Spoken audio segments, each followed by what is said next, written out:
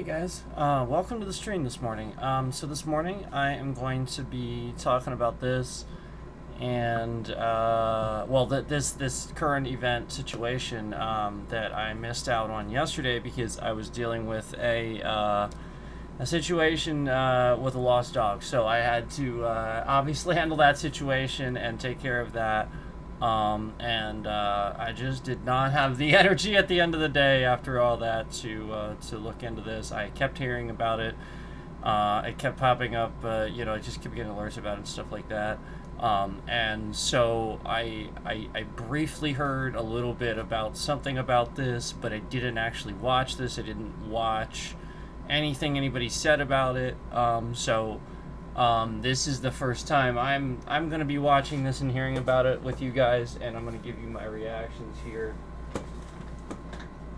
We're going to get some coffee, as normal.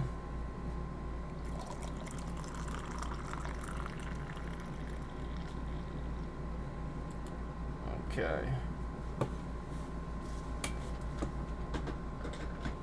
Alright. I got my coffee here.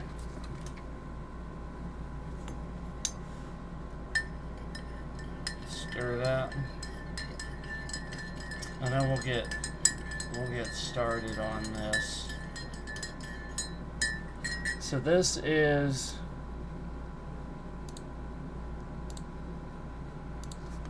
again going to be my first time watching this exchange.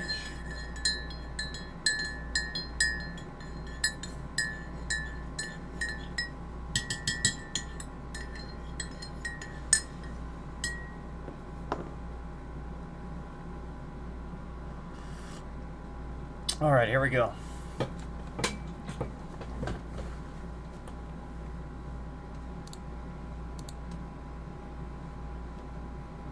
For 4 years in the United States of America, we had a president who stood up at press conferences and talked tough about Vladimir Putin, and then Putin invaded Ukraine and destroyed a significant chunk of the country. The path to peace and the path to prosperity is maybe engaging in diplomacy. We tried the pathway of Joe Biden of thumping our chest and pretending that the President of the United States' words mattered more than the President of the United States' actions. What makes America a good country is America engaging in diplomacy. That's what President Trump is doing. Can I ask you?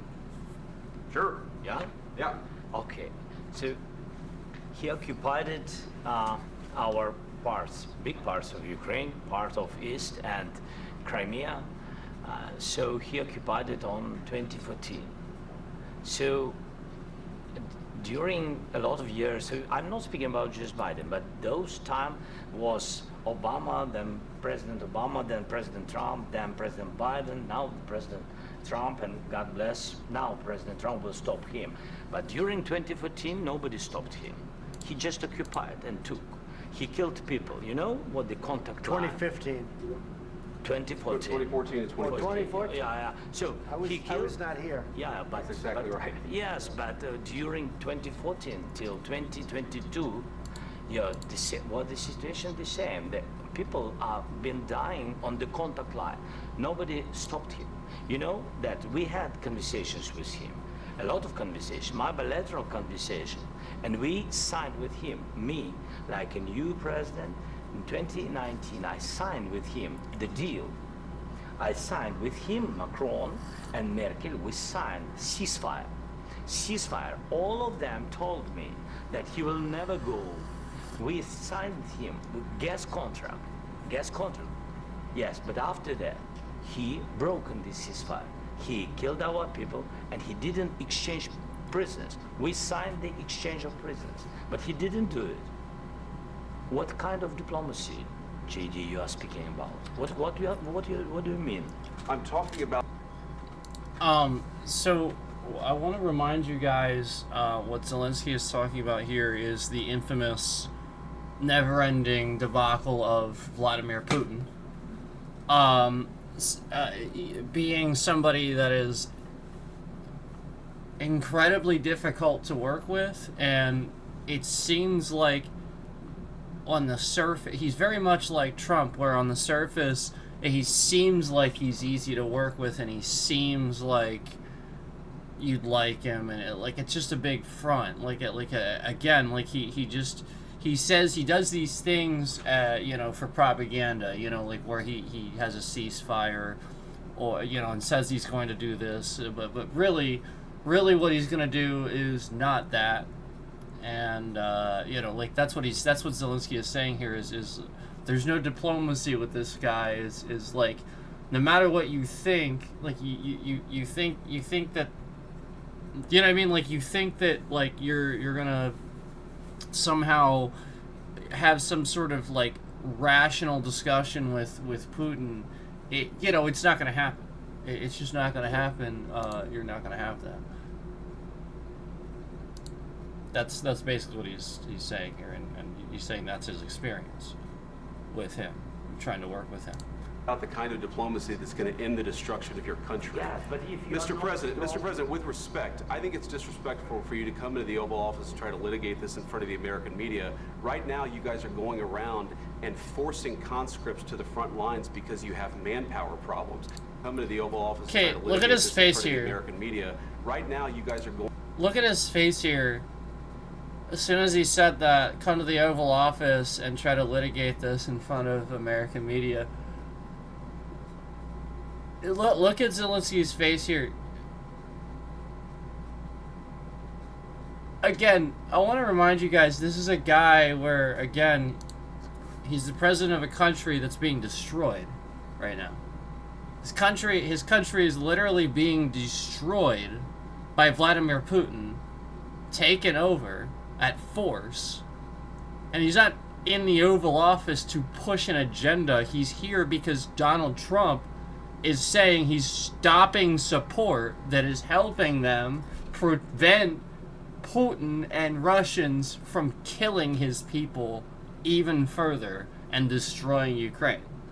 So again, for him to say that, like, some ridiculous bullshit about how he's here in the Oval Office to push some agenda on the American people or something, again, this is the same bullshit I talked to you guys about before Trump got elected, where he's saying he's going to end the war in a day. And he said he's going to do it really simply and stuff like that. He's going to end the war in a day. He's going to fix everything, and like this is what I was warning you about and just trying to tell you, like, he's not going to do that. He can't do that. This is what's going to happen. He's going to be difficult. He doesn't like Zelensky. He likes Putin. I like, literally, it's just a fan club. It's who likes him the most, and that's who he's going to help. I mean, this guy's country's being destroyed. He's going to like the people that appear to want to help him. That's it. How's that hard to understand? So he's not pushing any type of political agenda on us. He's here to try to help you understand and help them understand why he needs the support. And they know that. They're not stupid. Like, the fact that they're actually sitting there trying to make this all propaganda shows you how regularly they're going to lie to you. Like, this is such ridiculous nonsense. Who actually thinks that Zelensky is sitting there because he's trying to push propaganda? Who actually thinks that? The guy's country is being destroyed. His life's on the line, his country's on the line, his people are on the line, and Vance is trying to make this propaganda. This is how you should look at this, and this is what I said before about how, like, you noticed the difference between.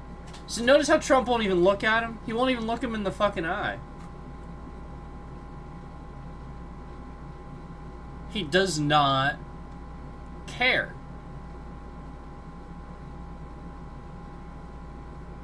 And this is the point. This is what I pointed out before, where everybody tried to pretend like he was going to give a shit and stuff like that.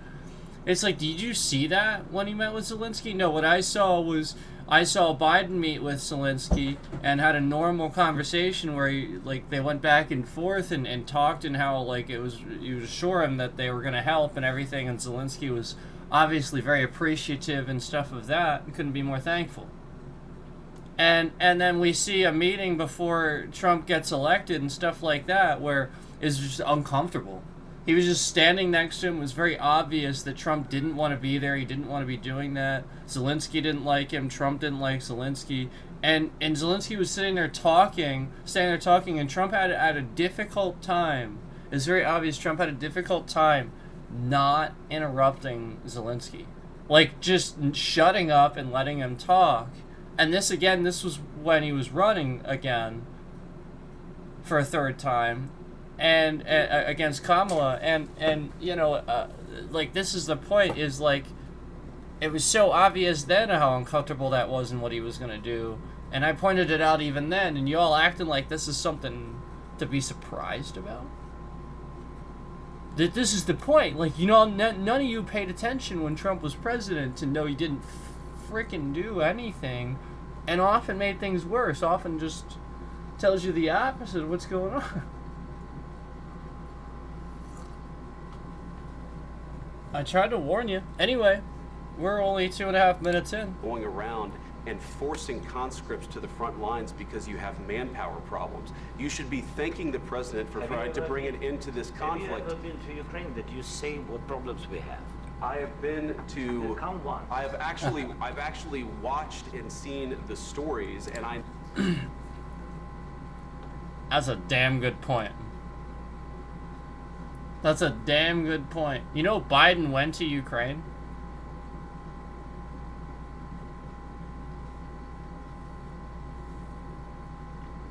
That's a damn good point.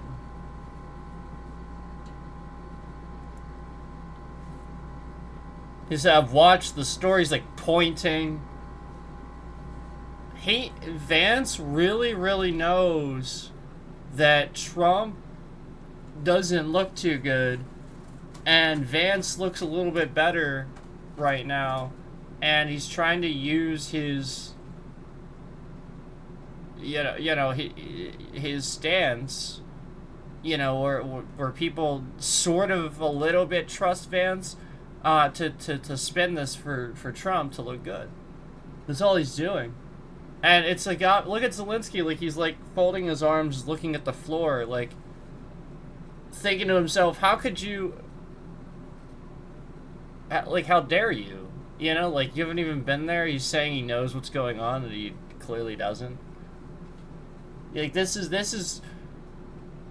man's country is being destroyed, and he's literally pleading for help and pleading for his life and pleading for the lives of his people. That's it. That's all that's happening. This man is trying to convince you that it's propaganda. That's it. That's all that's happening. That's it. And know what happens is you bring them on a propaganda tour, Mr. President. Do you disagree that you've had problems bringing people into your military? And do you think that it's respectful to come to the Oval Office of the United States of America and attack the administration that is trying to prevent the destruction of your country? A lot of questions. Okay, I'll be honest. I don't know what's gonna happen next, but I've heard. What I've heard is that Trump gets upset, right? I don't know what's gonna happen next, but I'll be honest with you. Vance is escalating.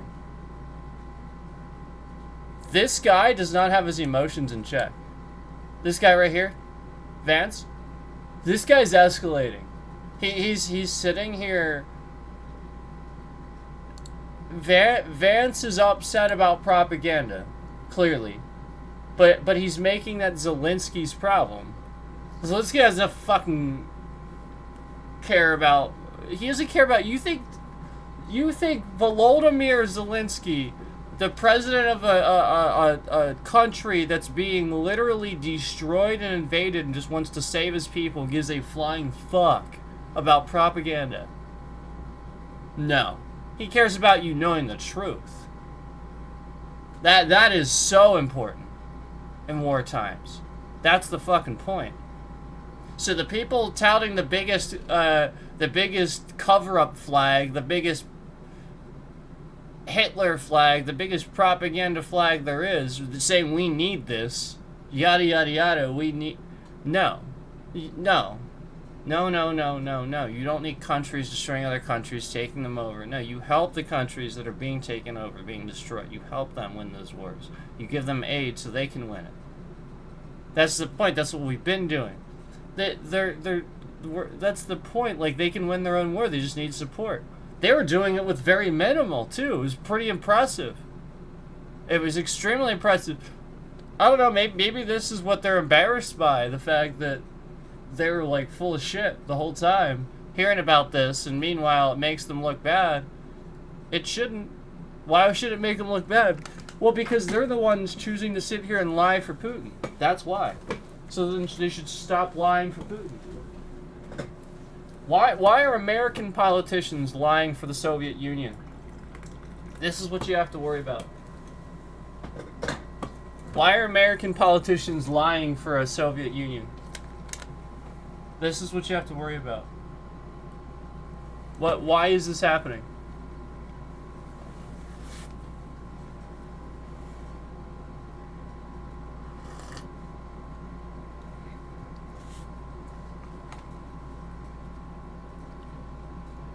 Let's start from the beginning. Sure. First of all, during the war, everybody has. So anyway, the point was, Vance is escalating. Vance is getting obviously irritated about nothing, and this is affecting Trump's demeanor. If you notice, Trump in the beginning already had a demeanor. He looks visibly exhausted. He looks visibly exhausted, like he just doesn't want to deal with whatever this is. And I'll be honest with you, this is like the opposite of a demeanor a president should have. Where he doesn't want to deal with problems. No, he should want to deal with them head on. His eyes are closed. What is this? Even you, but you have nice ocean and don't feel now, but you will feel it in the future. God bless. You don't know that. God bless. You God don't know bless. that. You will not You have gotta- war. Don't tell us what we're going to feel. We're trying to solve a problem. Don't tell us what we're going to feel. I'm not telling you. Because I'm you're in no answering on this position to question. dictate that. That's Remember exactly what this. you're I'm not You're dictating. in no position to dictate what we're going to feel. You We're will- going to feel very you will good. feel influenced. We're going to feel very I'm good and telling very you, strong. You will feel influence. You're right now not in a very good position. You've allowed From the yourself very- to be in a from very the very bad position, beginning and of he the happens war. to be right about From the it. very beginning of the war. You're not Mr. in a Brown, good position. I You don't was- have the cards right now. With us, you start having not playing cards. cards. Right? All that he's talking about there is he's talking about because if Russia takes over Ukraine and spreads fucking communism to Europe, this is all he's talking about. That's it. All he's talking about here is again the influence and stuff. Zelensky is trying to just essentially say we're gonna feel the impact if Russia is allowed to absorb the Ukraine and become just more of Russia. You think we wouldn't feel that? No, then they'll just absorb and try to absorb China. And I don't know, maybe not even China, maybe they'll just absorb Europe instead. They might not try with China first. They'll absorb the rest of Europe first, then it'll be China, then the rest of the world. This is what the Soviet Union always did. They were always just trying to take over. And it was always like lies and communism, and this was always the point, was that we learned from all of those world wars, both of those world wars I should say, and all of the other wars, that essentially you don't, especially Vietnam, you don't just endlessly send troops, which is why we don't do that anymore. We aid the countries that need help because they understand that footing. They understand their own country and their own ground. We were bombarded. We could easily outnumber Vietnam. That wasn't it. It was more like not our terrain, not our territory. You know, like just the unknown, and it drug out and it just drags things out. It's so expensive. You don't do that. You just aid so that way the country can defend itself and stand for itself. And if they can't even do it with aid, then fine. But they were doing it with very minimal aid. Like, damn, man. And this is where you have to start realizing Russia just ain't got it, man. And you want to defend the people that were being, again, Russia's propaganda is so all over the place. You can never get, and some of the parts of the world over there, so you'll never get a straight answer out of that, ever, from that part of the country. So, and you know, sometimes that happens over here, but what you have to realize is that in developed countries that aren't doing things like this, you have freedom of the press, where the leader won't control what the press, you know, like what the press says, because they understand the greater the responsibility of this, of war times, of possibly having somebody like this on the right that essentially wants to affect. He's doing it right now. He doesn't like that Zelensky is trying to paint the picture that this is bad for the country eventually, because that makes Trump look bad. Trump knows it, though. That's why he's arguing. Why would Trump care so much if it wasn't true? If this wasn't true, why does Trump care so much? Why is he like arguing with the guy, getting mad, like, why? Now you're playing cards. You're playing cards. You're gambling with the lives of millions of people. You're gambling with World War III. You're gambling with Not helping them, not continuing the aid is gambling with World War III. So remember what I told you about Trump. He's proving it right here. This is how you can see it. First, look how uncomfortable Zelensky is. This guy's just speaking for his people. Everything I told you about Trump, it's the opposite, right? So like, all right, you're gambling with World War III. So Trump knows this, but the point is, Trump's gambling with World War III, not Zelensky. You see what I mean? Trump might actually have a real psychotic problem now, because for so long he denied fact. He might actually be incapable of thinking that he's wrong. Does that make sense? Like, this is dangerous, man. Anytime you're kind of like arguing about like stuff that like we've seen throughout history a million times, like that's all Zelensky's talking about, you know? He's like, you know, you will. Like, are you stupid? You will. And Trump knows it too. He's not stupid. That's the point. He's not. He knows it. He knows he will, so he's arguing. He's upset. Why else wouldn't he argue? No, that's the point. He's not that stupid. He's seemingly average. You know, like that's the point. Like, yeah, he's got a smarter guy for this and that and the other thing, so he can always get advice. But the point is, yeah, like he knows the answer, and he just doesn't want you to know, because you know, it makes it look bad. So anyway, sorry. You're playing cards. You're playing cards. You're gambling with the lives of millions of people. You're gambling with World War III. You're gambling with He knows it's him. And what you're doing is very disrespectful to the country, this country. That's back to you. Far more than a lot of people said they should have. Have you said thank you once this entire meeting? No, in this entire meeting, have you said thank you? You went to Pennsylvania and campaigned for the opposition in October. Offer some words of appreciation for the United States of America and the president. Wait a minute. Wait. Whoa.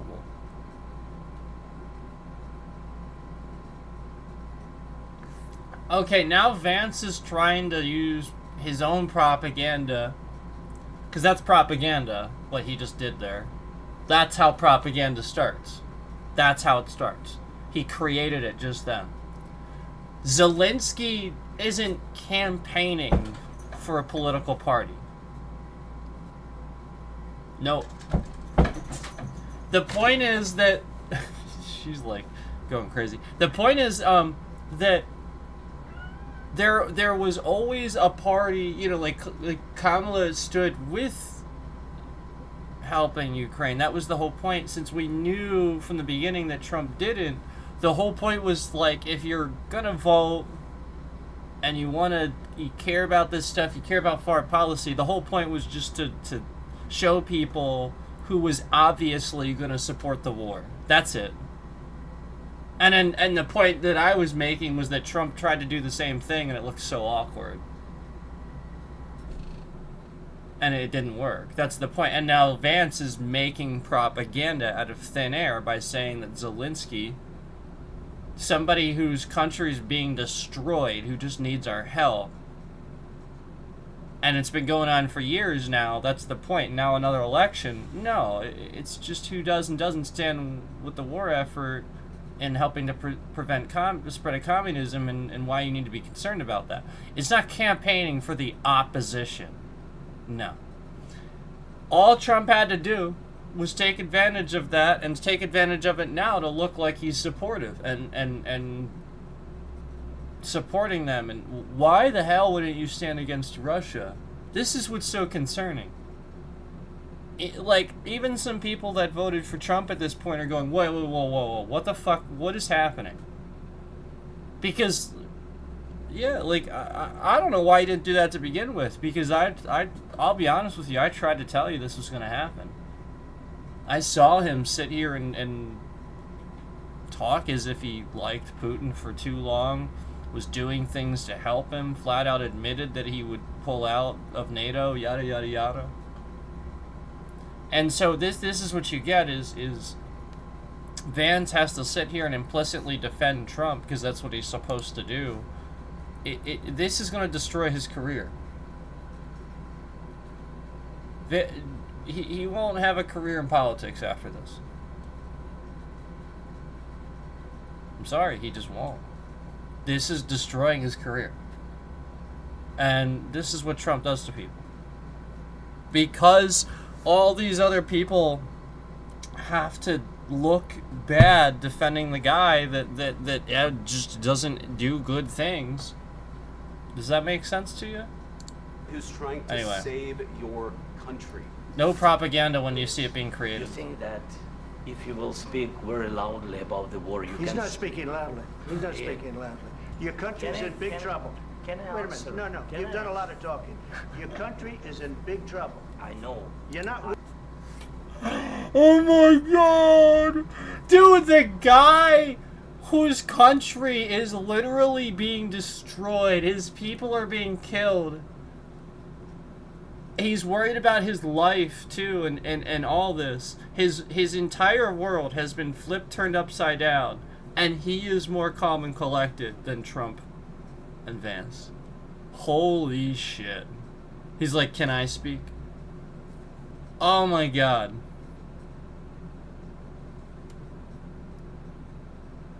This is what you can take away from this.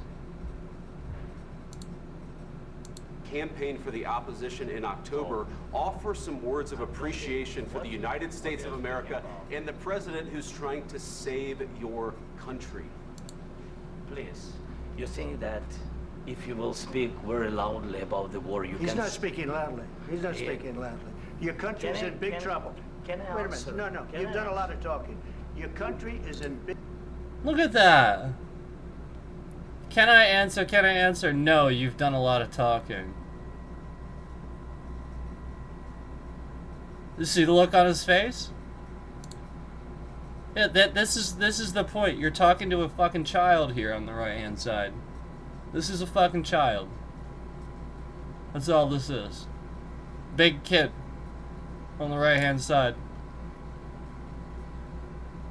Big trouble. I know. You're not winning. You're not winning. He's in big trouble, I know. He doesn't need to fucking tell him he's in big trouble. His country's being destroyed. What a...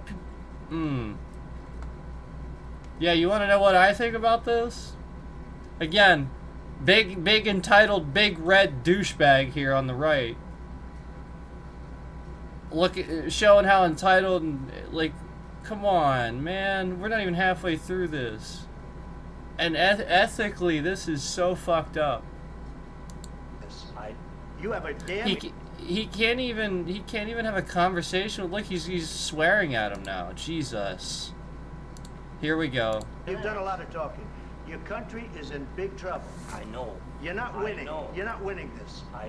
You have a damn good chance of coming out okay because of us. Mr. President, we are staying in our country, staying strong from the very beginning of the war. We've been alone, and we are thankful. I said thanks you haven't in been this alone. cabinet, You and haven't not been only alone. in this cabinet. We gave you, through I this said stupid president, $350 billion. You voted we gave for you your military equipment, and you voted men for are your brave, but they had to use our military. What about West? If you didn't have You our invited military me- equipment, you invited if me you to didn't speak. have our military equipment, this war would have been over in 2 weeks. In 3 days, I heard it from Putin. In 3 days, this is something Maybe new. less. In 2 weeks, of course, yes. It's going to be a very hard thing to do business like this. I tell you. Just say thank you. I said a lot of except times that there, thank you except to that, American people. except that there are disagreements, and let's go litigate those disagreements rather than trying to fight it out in the American media when you're wrong.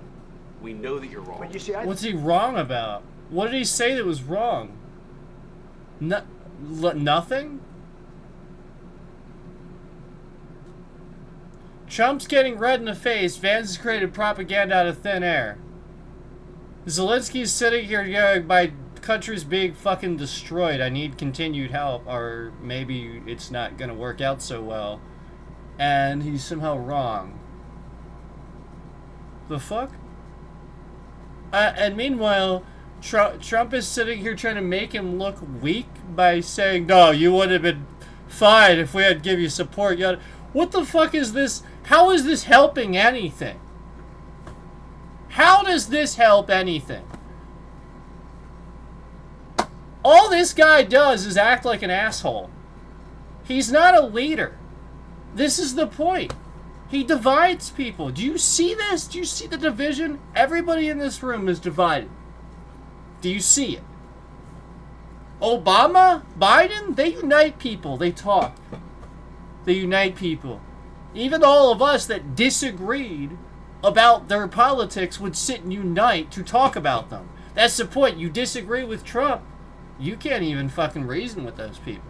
You can't even do it. Because that's the point. There's no logic and reasoning used. It's chaos. This guy's a moron. Yeah, like again, the point is, he's sitting here trying to convince you that this guy is lying and that he this guy is lying. He supports Russia's war effort. I think it's good This makes for no the American sense. people to see what's going on over there. sir. I think it's very important. That's why I kept this going so long. You have to be thankful. You don't have the I'm cards. thankful. You're buried there. Your people are dying. tell you You're again, running I low on know. soldiers. Listen, Please, you're running Mr. low on President. soldiers. It would be a damn good thing. Mr. And President. then you tell us, I don't want a ceasefire. I don't want a ceasefire. I want to go and I want this. Look, He's mocking.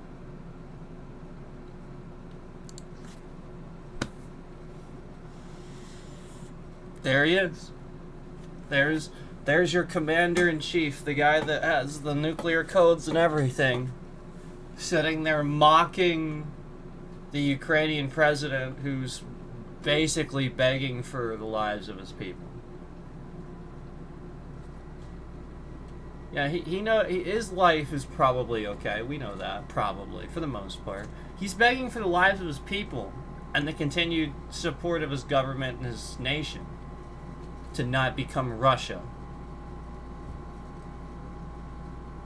And this other fucking douchebag that you all voted for can't even not look at his goddamn hands. Like this guy can't even look him in the eye. He has to like look at his own hands. He's got to look at the floor. He spent more time looking at Vance than Zelensky. The point is he started this meeting with a huge red face, being all angry, and I want to see Trump take his makeup off for once. I want to see what he fucking looks like. I want to see why the hell we've never seen that guy with orange shit all over his face. Like, this is the point. I want to know why the fuck this guy hides behind orange makeup. and a toupee. Like, what the fuck is on his face that makes it look so bad that you wouldn't vote for him? Like, why does he do that? Why does he always wear a goddamn red tie? Why is it always branding? Because it's brainwashing. This is how that works.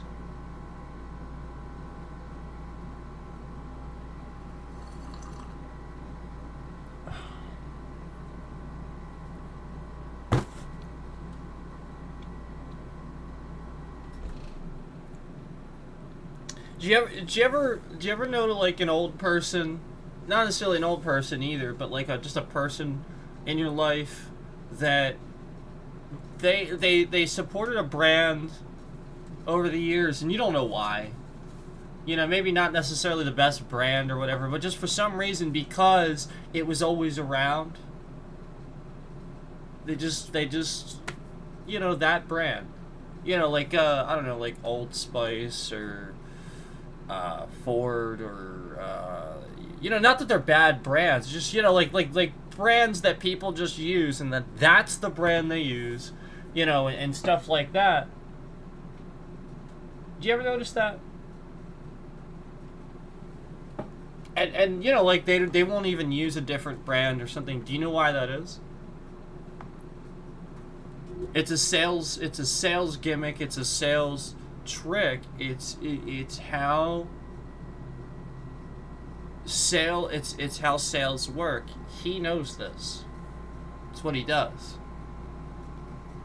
It's how he's started his brand and his company, you know, like essentially continued it. I shouldn't say started, continued it, continued growing. That's how branding works. The point is, it's always been there. You know, it's how do you always get people to remember your name? Start using it in a phrase. Well, Americans, long before he was president, and long before all this, would talk about one-upping somebody like, you know, a trump card or something like that. I have a trump card. To trump somebody. Okay. That's it. Regular speech. There it is. Brainwashing, branding, image. Look at his fucking image. Orange face. Hair. How many times can you sit here and sell a cutout, a cardboard cutout, and then have people put, you know, like, take pictures or put their face there or whatever? How many times could you sell something and change the face to look better or different? Or the point is branding. This guy is a clown. That's it. He's not a leader. Doesn't care. He's a fucking clown. He puts a bunch of makeup on, and then when shit hits the fan, this is what happens, because he doesn't know how to handle it. He just gets angry and looks stupid. Yeah. Yeah. This is what I warned you about. It was so obvious to see how he was going to handle the situation. I called it. And he continues lying and making you believe that he's going to actually care about the... How many actually believed he gave a shit about the war? You really believed that? I miss the days of being in school and getting up in class. You could ask the class something and they'd honestly all raise their hands or not raise their hands. They'd actually honestly answer. You know, I miss the days of seeing that back and forth, of being able to be, you know, like, people just admit shit, you know? Nobody does that shit anymore. They're like, this is the issue. They don't want to be on the side of wrong when it comes to this guy, so they'll just never admit they're wrong about this. This is the issue. Like, just stop already. If you could get a ceasefire right now, I tell you, you'd take it so the bullets stop flying and your men stop getting killed. Of course we want to stop the war. But you're saying you don't want a ceasefire? But I said to you, I want a ceasefire. with guarantees. Because you'll get a ceasefire faster than an agreement. Ask our people about ceasefire, what they think. That wasn't with me. For you what that wasn't with me. That was with a guy named Biden, who was not a smart person. That was with Obama. It was your president. Excuse me. That was with Obama, who gave you. See, I want to hear what Zelensky has to say because Trump's just making shit up. This is my point. I want to literally hear from Zelensky because I know everything Trump is saying is fucking lies. This is so disrespectful. Cheats, and I gave you javelins. Yes. I gave you the javelins to take out all those tanks. Obama gave you sheets. In fact, the statement is Obama gave sheets and Trump gave javelins. You got to be more Fuck's he talking about? Because let me tell you, you don't have the cards. With us, you have the cards. But without us, you don't have any cards. What in the actual hell is he talking about? Javelins? What the what? Javelins.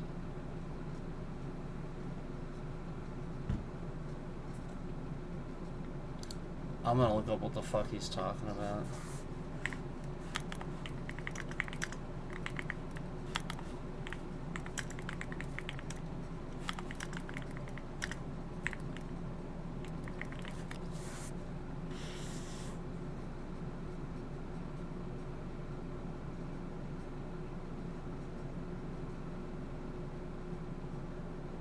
Oh yeah, the anti-tank missiles. Okay, he's talking about that.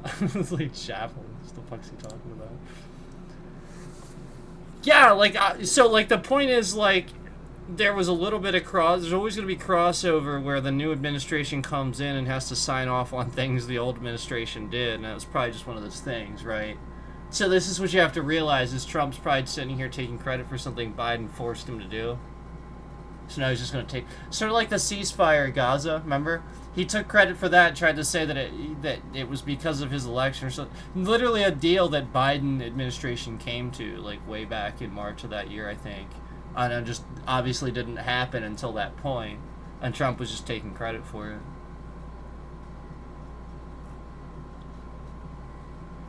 That's what he does.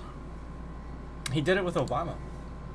He said he increased our nuclear arsenal, and no, actually, Obama did that. Want to, because there were a lot of things that were just not true, aside from just the tone and tenor and the monumental, historic, not in a good way, historic event that we just saw in the Oval Office. Caitlin. And she's right. She's right to say that, actually. I think that's a really good point. That's something I didn't know. This will go down in history. Trump continues to make history, and he continues to make history making an ass of himself. He mocked a president at the end of his rope. He mocked a president whose country was being destroyed, who possibly is catering to the enemy, while undermining our own democracy, all simultaneously undermining our own democracy. Yeah, for sure. This is making history. This is very, this is a pinnacle moment. And you must pay attention. You must. You must. It really did seem to devolve when the vice president said to Zelensky, we just want diplomacy. And what Zelensky was trying to do was say, we had that. We had a deal with Russia. We had an agreement, the Minsk agreement. Right. And Russia didn't abide by it. So right. we want some guarantees as usual that won't happen again. Uh-huh. And then it devolved in a way that is... So I'm glad she's doing that for us. She's giving us a summary here of what Zelensky was trying to ask for since Trump was interrupting him, not letting him speak. I appreciate her doing that, essentially, and that's actually a good point she's making there. So the good points. You know, essentially, Russia makes a habit of they'll make a deal and then just not do that. That's it. You know, they'll agree to something. They'll say they're gonna do it, and then just not do it. Yeah, I mean, like it's like how they use justification to start the war. You know, like with lying, saying Ukraine's doing this or that. No, it's just fucking made up, dude. Like, are you kidding me? There's no excuse for randomly just sending troops to just attack the neighboring country. You know, like, again, it would be like if Trump just randomly told our troops to go to attack Mexico or Canada or something like that. I'm pretty sure they would just be like, no. I'm pretty sure this would start a war. Because I think that this is the point where people are starting to realize, I'm not going to listen to this guy anymore. This is what you need to pay attention to. You need to pay attention to this. You need to pay attention and stand up. Take a stand.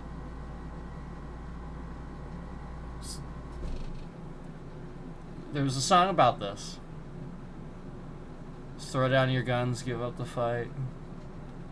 Yeah, you guys could learn a lot from listening to music throughout the years. You know, like, that's the point. 21 Guns. You know, yeah, for sure. That's that. Like, there's no point to this anymore. You know, because idiots want to sit on a high throne and just dictate the world because they know better doesn't mean anything. You know, yeah, sure, some of these guys. Yeah, that is the issue. The issue is they do know better, they see it, but then instead of helping in a way that's helpful, they help in a forceful manner. They try to force their ideals and stuff instead of taking generations and hoping it works. Yeah, they want to see it, you know, in their lifetime, and so, like, that's the point. Is they force things at the cost of lives because they want to see it happen in their lifetime because they did it, you know. It's what Hitler did. It's what Stalin, all these guys that just wanted to push their agenda forcefully, you know. That's it. Is really, really Trump is remarkable. no different. That's the point that I'm I making. mean, you have Trump been with is like Donald that. Trump a lot. We have seen and heard about Trump getting upset and losing his temper. Yeah. I think this is probably the first time we have seen it like this. Imagine if he were actually on a camera. king. We How also bad should it say, would be. Caitlin, that let's just be clear. I'm not saying that there wasn't genuine anger here, but he understands when the television cameras are there, as does J.D. Vance, and we can't lose sight of the performance aspect of this. It was incredibly genuine, though. I mean, J.D. Vance said that this shouldn't be litigated in front of the press. Trump said, actually, no, it should be. I'm glad that this is happening. And, you know, the way that this built, just to give context of the 40 minutes that happened before what you just watched, the most remarkable part of this interaction was there were moments where President Zelensky would do what we saw the other European leaders do.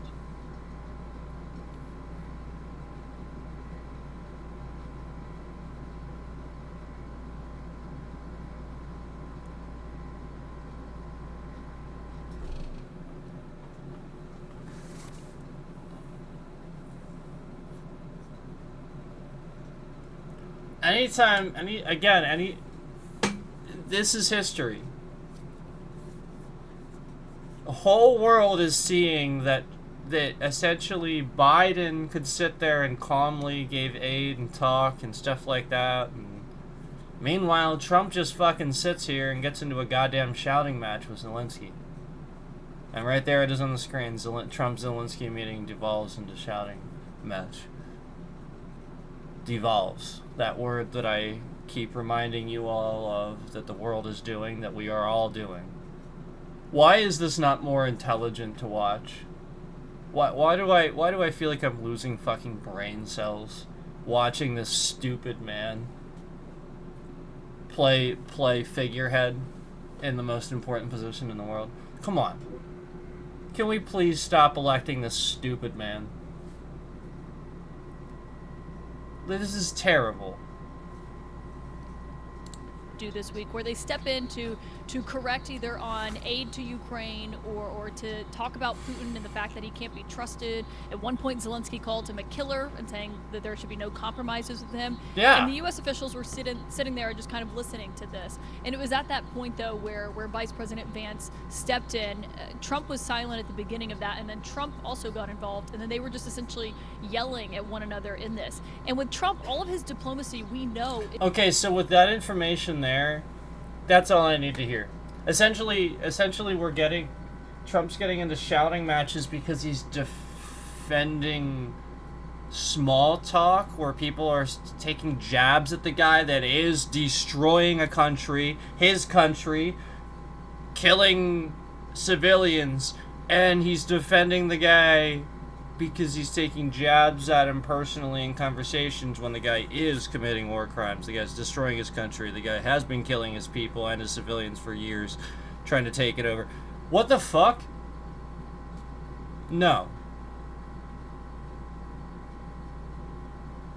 I want to remind you that this asshole right here, wearing this this stupid fucking red tie, this asshole right here, I want to remind you that he called our troops suckers and losers. Yep, I want to remind you that somebody else tried to tell you about when he called our troops suckers and losers, and you were just like, "Oh, that's fine. It's just a joke." Yada yada.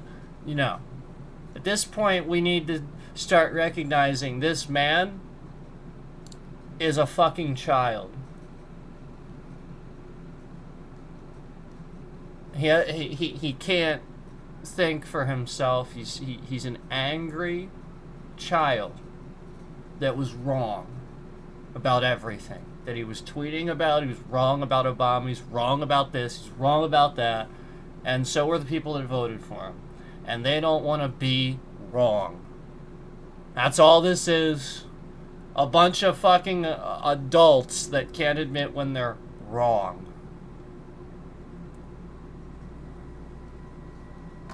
And so we defend somebody that's going to spread communism, is destroying this country, just because you don't want to be wrong. Is personal. That's why the world leaders who have come here this week have tried to flatter As she said, it's personal. him to essentially get what they want when it comes to negotiating the end of this. And that was not what we just saw, the tack that Zelensky took here. He was, as Zelensky typically is, straightforward in his opinion. Good. And what is the reality on the ground. It was kind of chastising Vice President Vance for not having come to Ukraine. And at one point earlier, when Trump was asked if he would go to Ukraine, Zelensky was saying that was what he was going to ask Trump as well. He's been very... I love Zelensky for this. This is the point. This guy is showing you his true colors. That's who you want. You want a guy like that. Because he's not going to come to this country like the French president did and just stand there and smile and yada, let Trump fucking crush his hand. Because again, you shake the French president's hand a certain way. You don't shake French people's hand like you do here in the United States. You like people from that country are just different. They're a bit more gentle. They look at things differently. You respect that. Like, you don't fucking treat people this way. You just respect their country and their culture. Donald fucking Trump doesn't do that. He's a piece of shit. And then expect you to respect him and his values. This is the point. He doesn't do that. He sits here and steps all over it and mocks it, all while expecting you to respect him. Zelensky ain't putting up with that. That's the point. He's the one guy that ain't gonna come here and fucking bend over backwards because his country's already being destroyed. Why would he do that?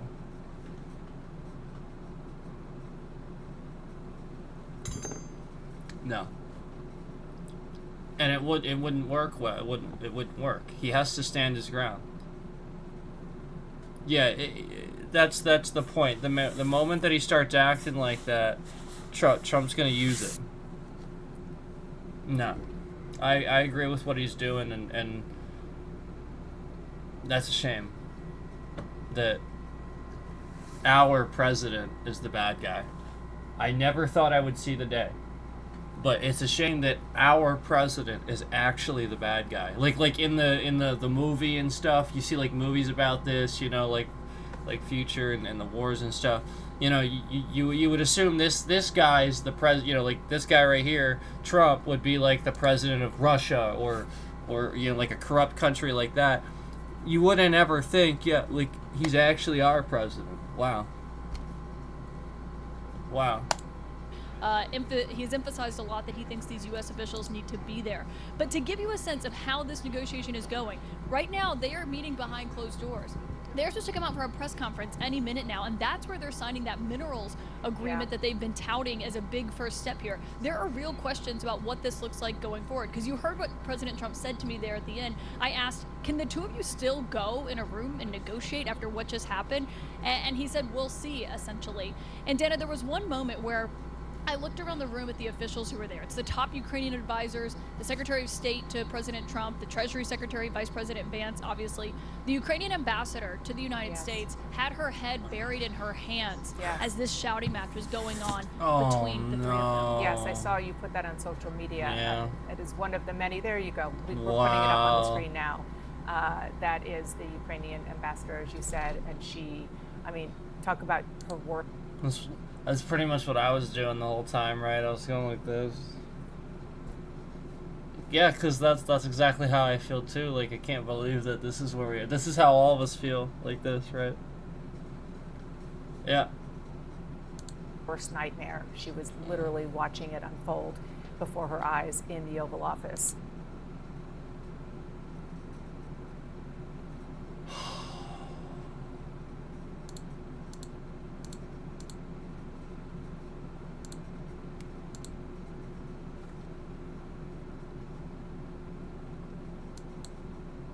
Wow.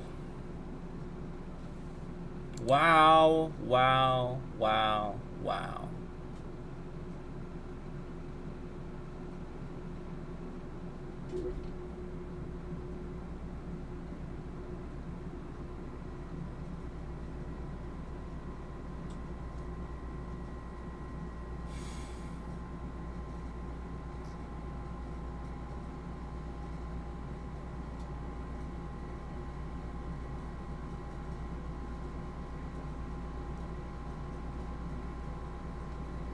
Yeah, I'm trying to look for anything else that's like an update.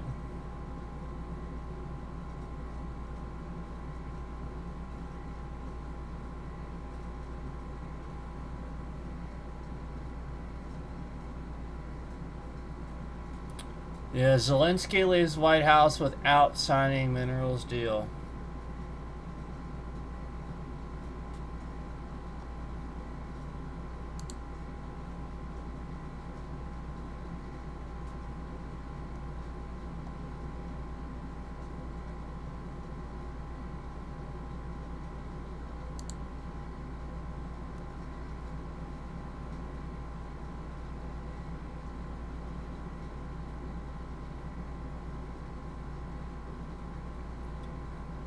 So, okay. Yeah, I don't... This all looks like expected stuff. Yeah,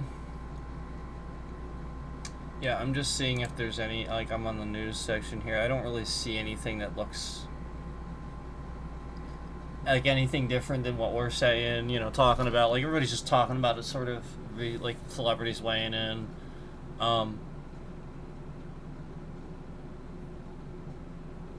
Floyd Mayweather. Interested to see what he says. Oh, that was 2 days ago. Talks about Donald Trump. Not this. That was something else. Fox Business had that one. Yeah, like all this looks pretty, you know, expected.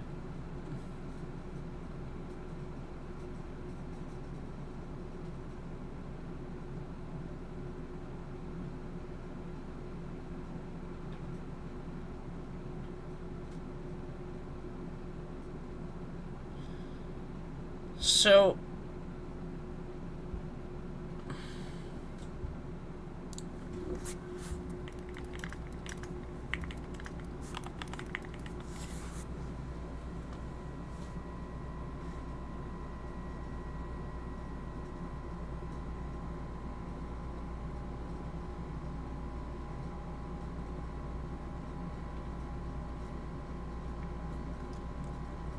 oh my God.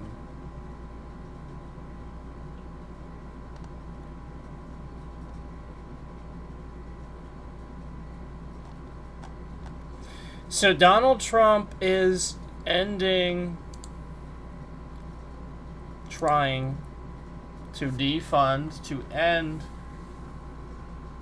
a U.S. agency that was started by John F. Kennedy. This is an agency that all of you have probably heard of a bunch of times now. You heard about it. All these, maybe some workers protesting and stuff, and you don't know what to think. The United States Agency for International Development is what the USAID is. And this is an important agency.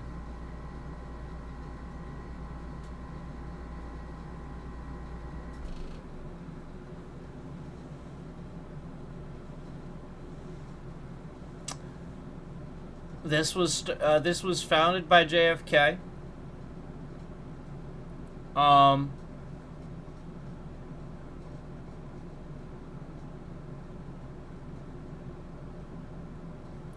I'll be honest with you, Trump not releasing JFK files, Trump very obviously going against democracy, doing things that are opposite of what JFK did at the time that he did, where he's considered a hero, where it's arguably obvious that there was an inside job. We can finally see those files, and the one guy that sort of kind of panders to that political spectrum conveniently hides those files,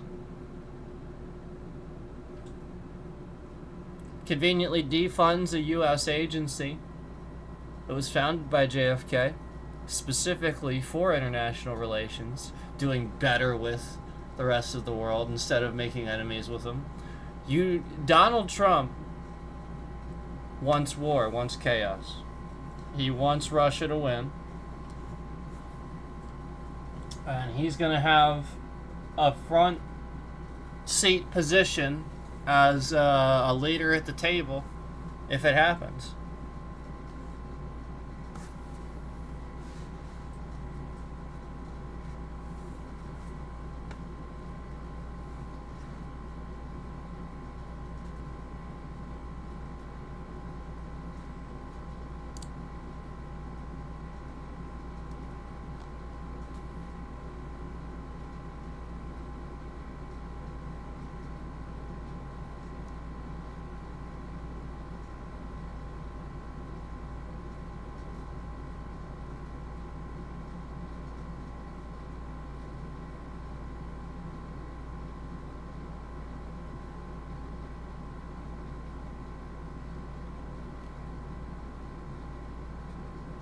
Here it is.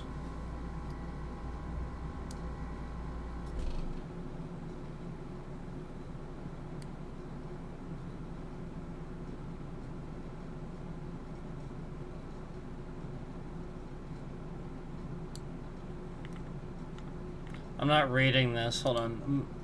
It's too... I don't know why sites do this.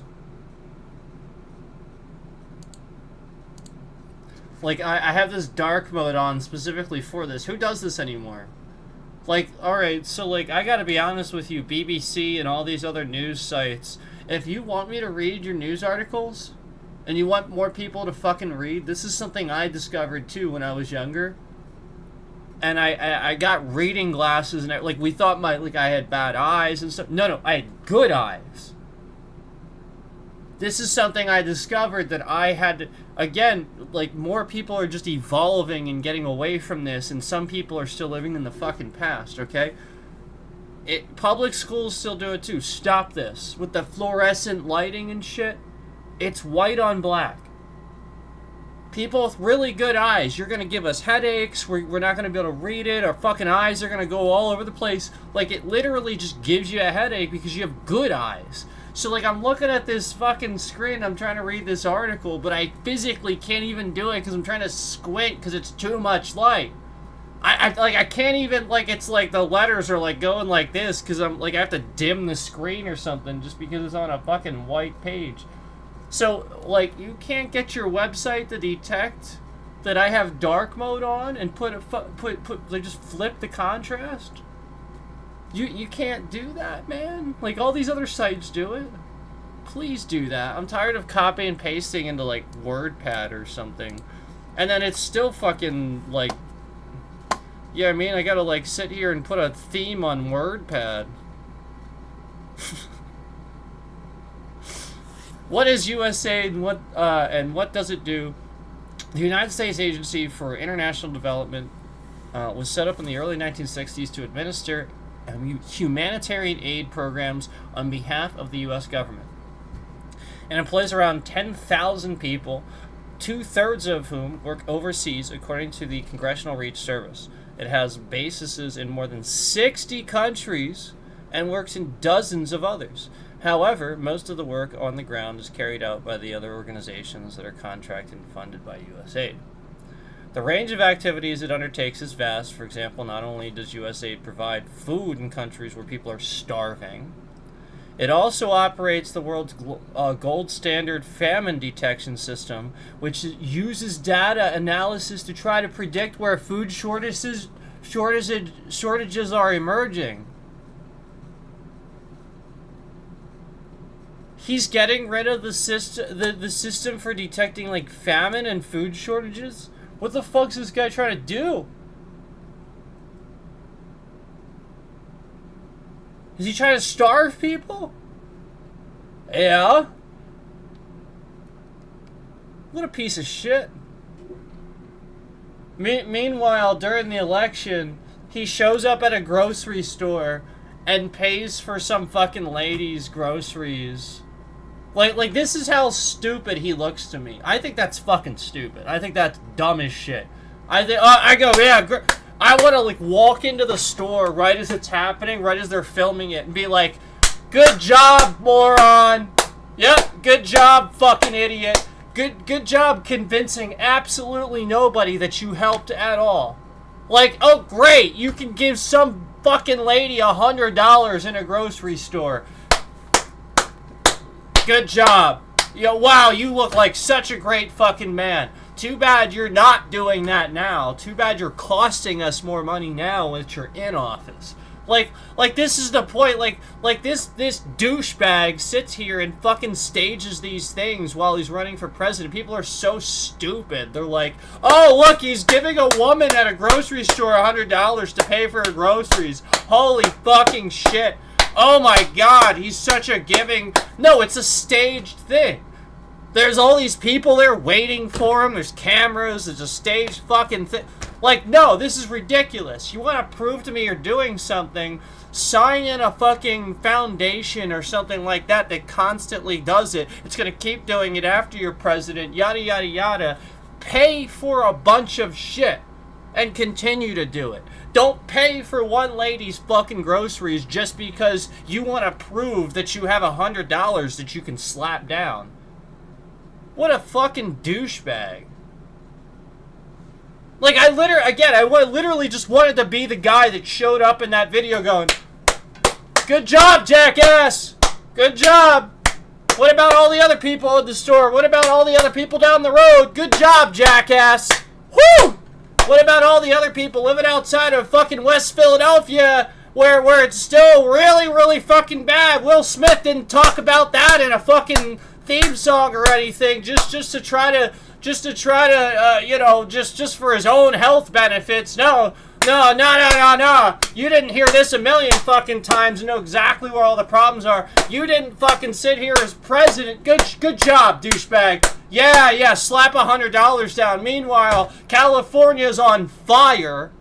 Yeah, California's on fire. This guy was president, could have helped while California was on fire. Do you remember what he said? Oh, that's right. He said, I'll help if they promise to vote for me.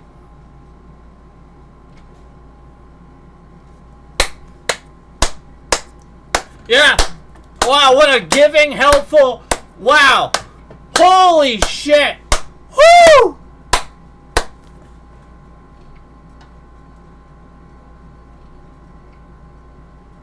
Yep, that's what this piece of shit does. He sits there and he stages things. Let's pay for this lady's fucking groceries. Well, slap $100 down. Oh my god, there's this fucking good deed. Holy fucking shit. Meanwhile, how much money is this guy worth?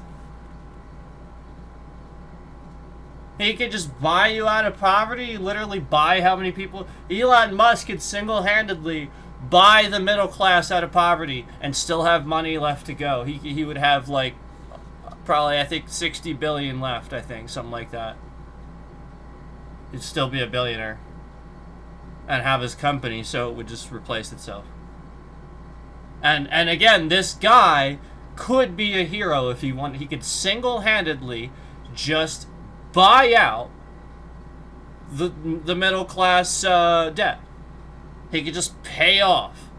Oh, we'll just... Here you go. Let's start balancing the budget. He could actually do that, and instead, he's just going in and laying people off like he always fucking does. And blaming it on them.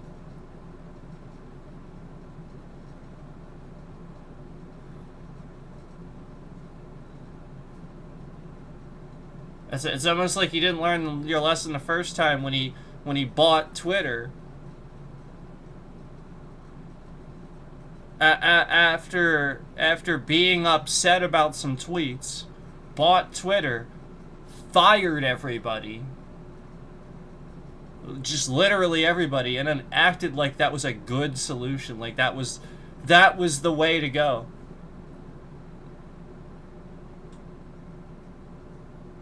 Do you have any idea how costly turnover is? Do you have any idea? Anybody that owns businesses, that operates them, you know.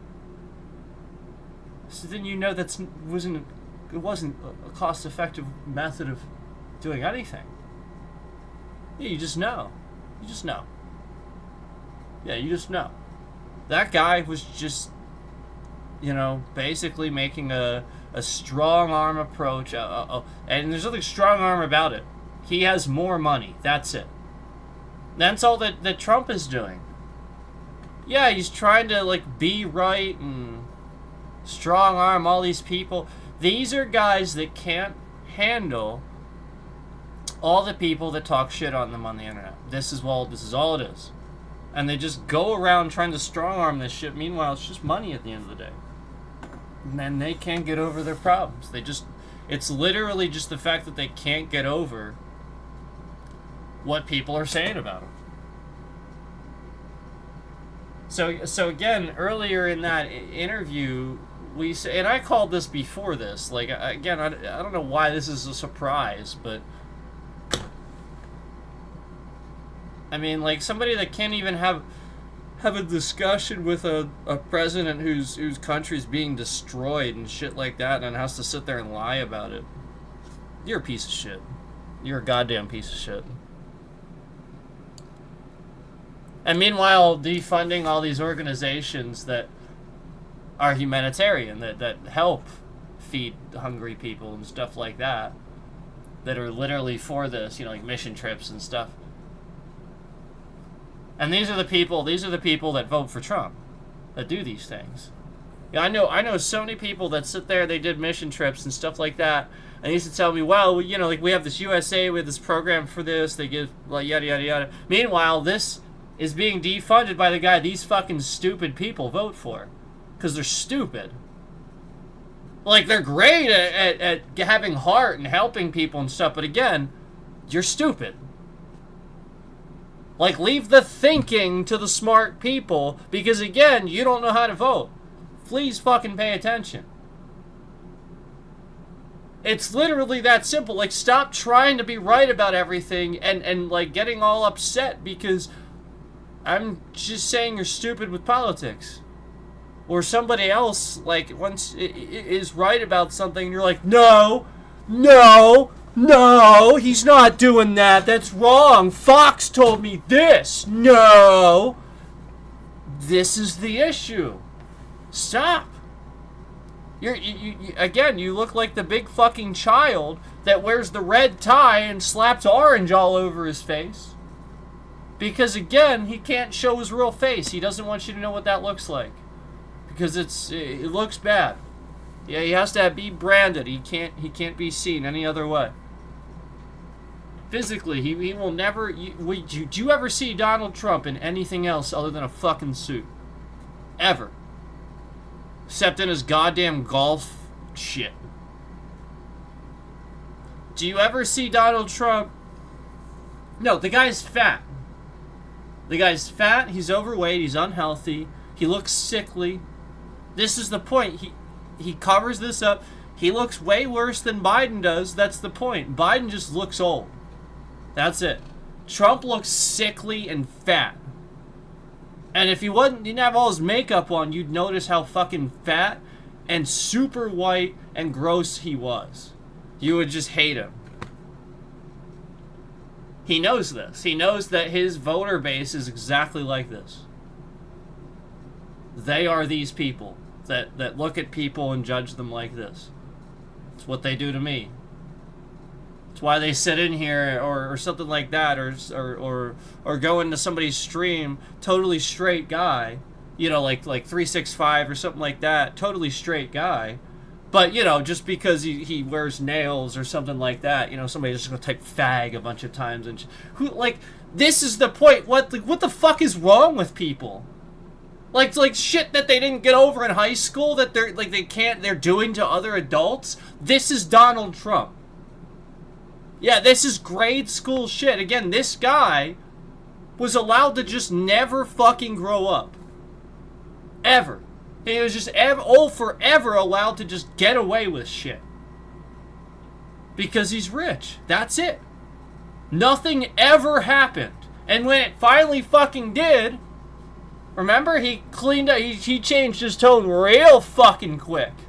He started acting totally different for a period of time. Until all of a sudden, Brett Kavanaugh, all of a sudden, the Supreme Court Justice, and all of a sudden, all these overturns.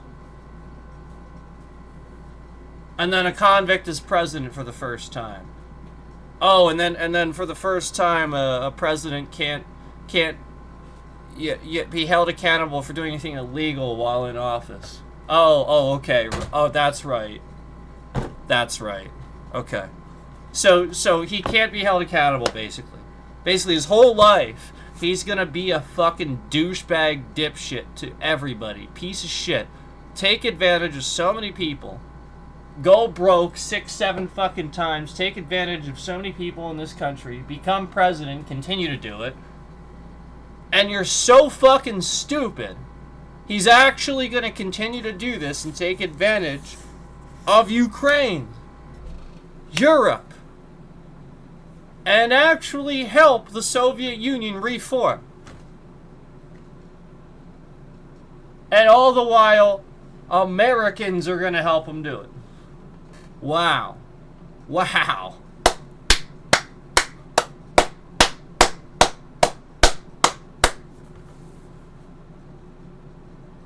I mean, this is why it's this simple. Like, there are very basic things of why you can discredit this guy, of why we were doing it this whole time, and then we've just arrived at the same fucking conclusion. Why is anybody surprised by this?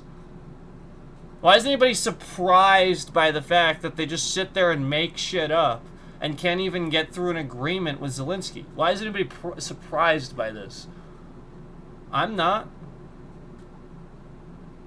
Yeah, I'm not even a little. No.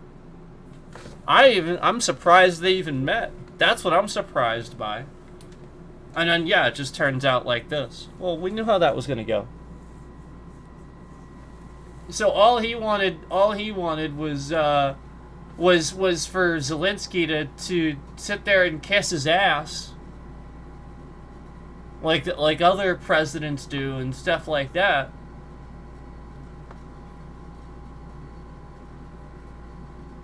Meanwhile, he's just being an asshole.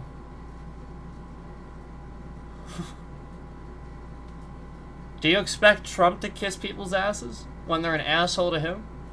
No. That's the point. You expected... Zelensky is the guy that you actually think Trump is. That's just the point. Zelensky... Like, it's the opposite of what you think. All these people that vote for Trump, they think he's this guy. No.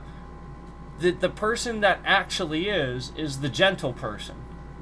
The person that knows how to be gentle. They're not the loudest fucker in the room.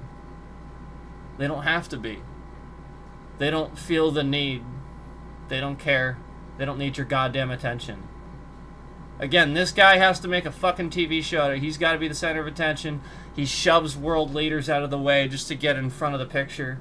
Are you fucking kidding me? And you think this guy is strong and appears strong to other world leaders? No, he fucking doesn't. He's the weakest link. Manipulation. He's a dumbass.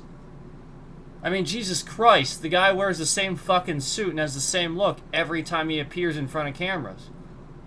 Yeah. He has no identity. Zero. Donald Trump has zero identity.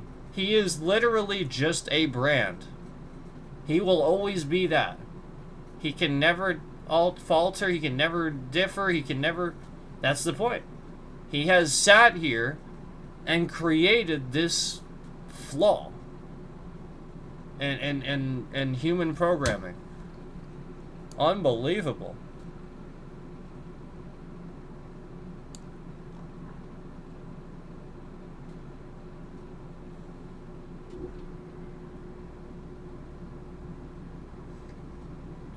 Yeah, so U.S. aid is going to Ukraine a lot, and that's why he's defunding it, because again, there's people that are starving over there now and stuff like that because shit's being bombed. So like, this is what you have to realize is like he's just defunding things so that way people starve. Like, this is fucking terrible. Like, instead, you know what I mean? Like he just defunds it. Oh, people starve. He doesn't care. Just like paying for some lady's groceries at a grocery store shows me he doesn't care. That actually shows me he doesn't. If he cared, he would tell me what the plan is. This is the stuff we saw in the 90s where we're like, yeah, that guy doesn't fucking care. He's just making some sort of like propaganda of fucking bullshit to make you think he cares, where he pays for somebody's groceries to give you some brainwashing thing where you see him physically caring. That doesn't fucking mean anything. It's staged. What do you think? He just walked in off the street. All these cameras happen to be there. It's like the fucking people that watch it. That watch an ad and it's like the people that watch an ad of like a very obvious, like, staged, like mom or dad or something doing something, and like somebody believes this ad is real or something, like they pulled it from like social media or something like that. No, it's just they're actors. It's just an ad.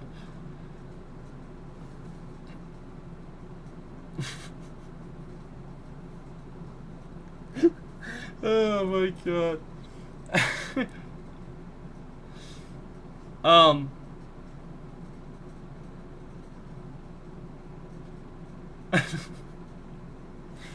How have we gotten to this point where it's this stupidly obvious?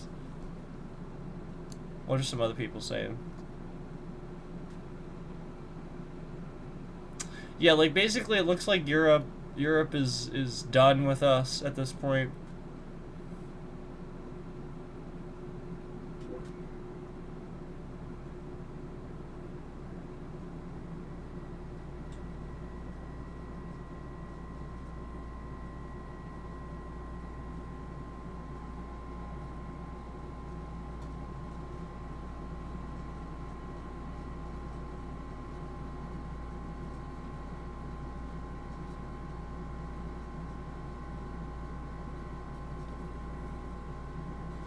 I mean, again, I just, please start to, like, I mean, come on. If you don't realize it now, you've lost. This is why, there's a lot of people out there that, like, they stop talking to people, and stuff like that, like people they know and like friends or family or whatever, because it's this basic. It's almost it's like ethics of it. It's like those people like just kind of act different too. Like they don't understand basic things like humanitarian efforts and like like basic stuff like helping and shit. You're just like, all right. For example, there's two different people. Like right, like. All right, like I walked past a dog yesterday. And I'm in the middle of the fucking woods, in the middle of nowhere, in a forest. There's nobody around. I'm walking around. I'm yelling, hello. There's nobody around for, maybe a mile down the road or something like that. I don't see anybody. Some people would have just left the dog. Maybe the dog gets back to its owner. Maybe it doesn't. But the point is, I made sure the dog got back to the owner. Like there might have been some in between, some little, like the owner might have been sad, worried, whatever. But the point is, because I did what I did, 100% guaranteed safely got the dog back to its owner instead of, I'm sure it'll be just fine. I'm sure, instead of, I'm sure it'll just be just fine. And, so this is what you have to realize is,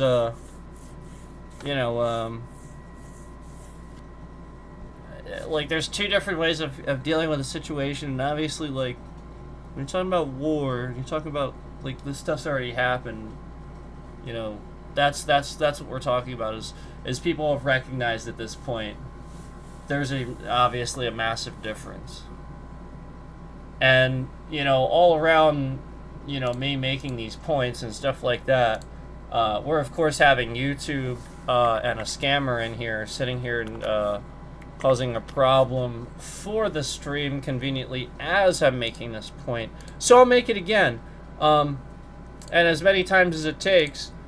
Again, because we have this same scammer, stalker in here, causing a problem for our dynamics. So, I want to remind you that YouTube is regularly looking into this situation and watching, and we're going to go ahead and show that this wasn't happening the whole time, except conveniently right now, right after I said what I just said, conveniently there's not enough video to maintain smooth streaming. After I said what I said, where again, I presented a scenario where you definitively there's a correct way to handle that situation and an incorrect way. One saves the party, one just, maybe doesn't. Okay? This is when this showed up on my screen, and you're going to try to say that, again, there isn't a stalker. So there it is. And so this is the point. This person's trying to learn what this is. See how it went away? Yeah, so like this person is sitting in here, they're setting all these warnings and stuff like that. Remember, I put this on my screen. So he's just trying to learn specific numbers and stuff, like he's been doing this for quite some time. So the more he does it, you know what I'm saying? That's the point. So I'll show it, and then he learns a little bit more. I talk about it, he learns a little, oh, that did that. Okay, now I know I can do that and cause that. So again, the more YouTube sits here and pretends like they're not, you know what I mean? Like, YouTube is paying attention, and they are, this is the point. I've been working with several people this past week or so that have been paying attention to this and keeping an eye on this. And keeping an eye, that's why I've been talking about it a lot more lately, too, this past week, and talking about the concurrence and stuff, because there are a few people watching and paying attention now and can see this. Where conveniently I say something, and then, yeah, it's fine the whole time, but conveniently right then, right when I make that point, then this person does that. Well, then we know, again, it was to try to, you know, like, it's politically based. It's a terrorist attack. And this is where, you know, if anybody's doing anything to silence somebody or something like free speech or something, this is a very serious thing. It's a very serious crime where essentially you're committing an act of terror to try to silence, you know, somebody trying to get out a reasonable, you know, warning, or, you know, this country stands for that, stands strong for that. You will not find anybody supporting silencing free speech. Okay, so my bit rate should never drop down to 1,000. This is the shit that I'm talking about, YouTube. This is what he's doing. So this stalker that doxes all people's information that still hasn't been removed from the platform, and I'm going to continue to talk about this with YouTube, but YouTube, this is my point. I will report this to the Federal Trade Commission. And this is the stuff that I'm talking about, where I'm going to go on Twitch and we're going to talk about this, and we're going to report this as much as we can. This is the stuff that, this is a federal offense. Where you're just attacking a data stream. You're just attacking a data stream. 1,000? No. Just randomly that low. So this is what we're talking about, where we get political, and this is what we see. Where somebody's trying to silence free speech, and we see this all around Trump. These are terrorist attacks. And again, this person that's a stalker and stuff like that, he has made threats and stuff like that. He has made it obvious that a lot of this is politically biased, and the reason he's doing it is politically based. He has made those comments. I can show you those in screenshots that we have from you know, previous times, but you know, like this is politically based, where we can prove it. And you know, that bit rate should never ever drop to 1,000. You know, that's where we know they are enabling this stalker to essentially try to silence free speech, silence public information. You know, us talking about this, this is information. This is being informed. I'm giving information here that I'm just reading off the internet that is free information that you can find, that is accurate, factual information. And as soon as I do that, we have an issue.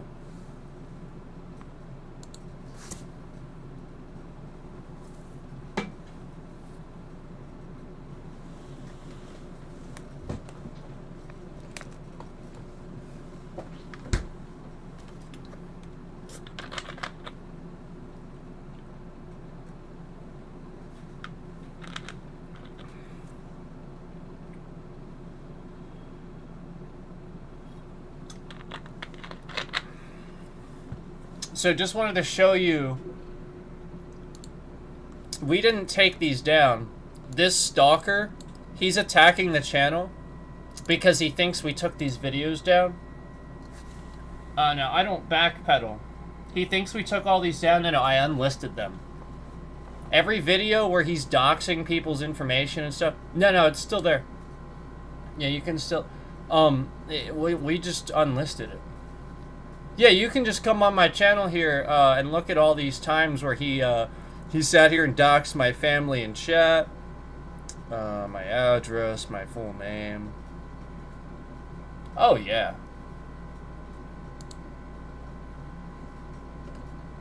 There it is. So there was the attempt to end the stream entirely. So this is what he's trying to confirm, how he can end the stream. See this? The stalker scammer is trying to confirm how to end the stream. And he's trying to get me to... So, like, essentially, I have previously relabeled the stream other things when he's done this. You know, like, hacker or that sort of thing. That's what he's trying to get me to do. He's trying to get me to relabel the stream so it doesn't say what it says. I'm just going to give my lawyer a call after this because I've been communicating with him every day. Yesterday I didn't because we were dealing with the situation with the dog. But again, I'll just give my lawyer a call. He'll have a conversation where, again, we're communicating with YouTube regularly, and this stalker that's doxing my address, my real name, and all this, his channel is still on YouTube. He has my family's pictures, like, in all these thumbnails on his page and stuff like that, all over his page. My address is typed into, like, just a random stream on his page, and every single one of those streams, he was just sitting there, like, watching one of my streams with pictures of my family, just like that he just posted over the stream. He was just like typing all their names over the pictures. And again, the channel's still here on YouTube. Yeah, YouTube isn't, they haven't removed it yet. I am communicating with them. We are emailing back and forth, but again, they have not removed somebody that's doxing my whole family, stalking them all over social media, and sharing their information all over his page.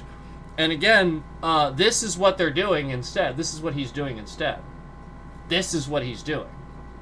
Like, again, like it was fine the whole stream, and then it's like literally the very second we make a really good point about Trump, and it's politically based, bam. Shifting the bitrate around all over the place, bam. Yep, imagine that. And they still have not removed his entire channel. His whole channel is just right there. All those pictures, all those people, that my address, my real name, just typed all their pictures that he just stole off.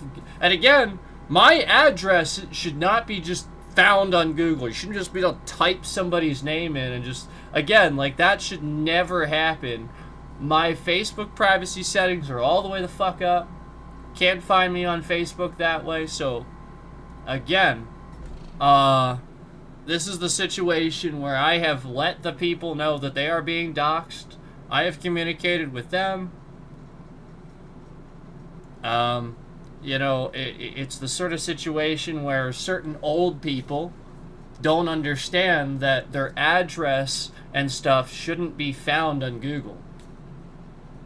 See, this is what he was trying to confirm, whether he could get it to say this. You see this? So this is how he's ending the stream on YouTube side of things. He gets it, like, this is what he's confirming right now. See how he has these concurrents in here. He's confirming how he can get it to end. It would just end. And they would hack the stream software. This is how I was confirming they were doing it. You would literally see it do that, cause the disconnection, make the little fucking Windows sound to indicate that, yep, the stream software tried to restart. And then again, oftentimes it doesn't have an issue. Stream software does just fine. Just keeps streaming. And yet this, they just end it on YouTube side of things. They just literally just end it from YouTube side of things. Meanwhile, my stream software just continuing to stream, no problem. Nothing happened. There was no disconnection. There was no interruption. And this is how they're making it seem like the internet's going out and stuff. The internet doesn't actually go out. They're just causing that on this side of things by doing what they're doing. And again, I've told you, he's just flooding data into the ports. That's what I've said. It's what Microsoft has said. That's what my other friend that's an expert said. Again, like, it's literally just data mining, running scripts. Like, it's literally this. I've been saying the same fucking shit for years. Like, how hard is this to understand?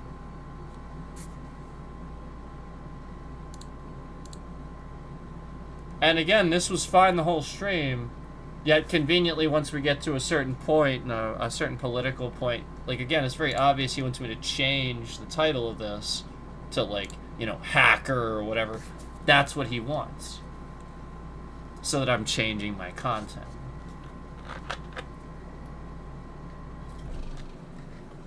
And the point is, this has been going on long enough that that's a marker for my legal team when we're investigating and stuff like that to trace it back. That's all that is. So, you know, it's literally as simple as typing in all those times to see all those times he was able to do that. And, you know, we had it on the screen. We can see what's going on. And again, totally fine the whole time, yet conveniently, right then, right when we're making a political point, a very obvious one, it gets aggressive, and it gets to the point where he tries to end it instantly by making that bit rate so fucking low, literally 1,000. Well, yeah. Duh. So, like, that's the point. Like, YouTube shouldn't enable this. They shouldn't, whatever he's doing, make it so that he can fucking do that. That's it. It's literally that simple. It's that stupid. And again, it's the same stalker that's just doxing my entire family, all their information, that he can simply just type into Google that Google has on there for just anybody. And again, certain old people don't really seem to understand their address shouldn't be just Googleable. Yeah, I shouldn't be able to just know what your name is and find your address and phone number on Google. That should never fucking happen. Never. This is a regular thing that you should just know.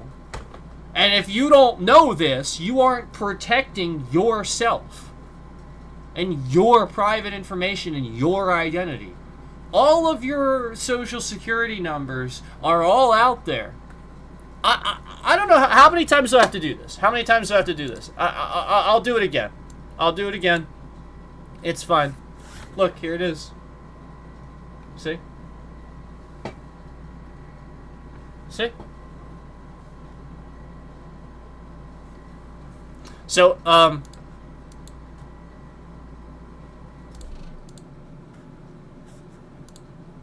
again,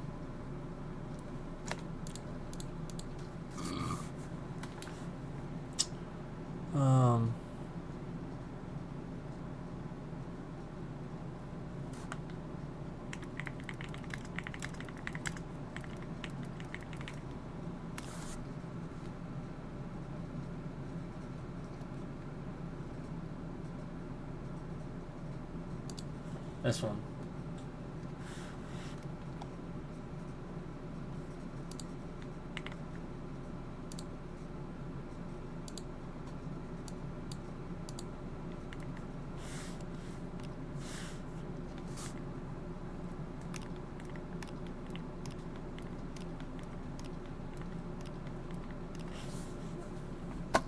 That's why. That and things like that, but mainly just that. Mainly that one. That's it. It's that simple. Once that happened, the cat's out of the bag, man. Once that happened, the cat's out of the bag. And nobody freaked about this. Nobody got upset enough. This is the point. This was the test that they all did to see how much people would care. This should have been like the #1 concern. And it just was never any concern of almost anybody's. Because nobody knows what it means. Well, nobody that is in government that cares about things and understands them knows what it means. Why is my bitrate... Again, this is to restrict channel traffic. This is, again, to kick people out of the stream. That's all they're trying to do. And then this person pushes my mod. That's what he does. This person talks about this, too. He talked about this before, too, about how, like, oh, wow, isn't that annoying, or something like that. The person that talks about that being annoying is the person that makes that happen. Like, he thinks that's that way. He's trying to make me agree with that or something like that, peddle that, push that. That's what he was always trying to do. He's trying to make certain things and find out what was annoying to me, so he would do that. So again, my own mod, Nightbot, isn't annoying. No. And this is the point, is he thought it was, so he was always doing this. Notice how when I type a bunch of messages, that's not how this works. Yeah, but he wants it to work that way. So like when I'm typing that message, he'll push a bunch of, yeah, like like that's the point, so that you see that. And again, my bitrate should never be this low.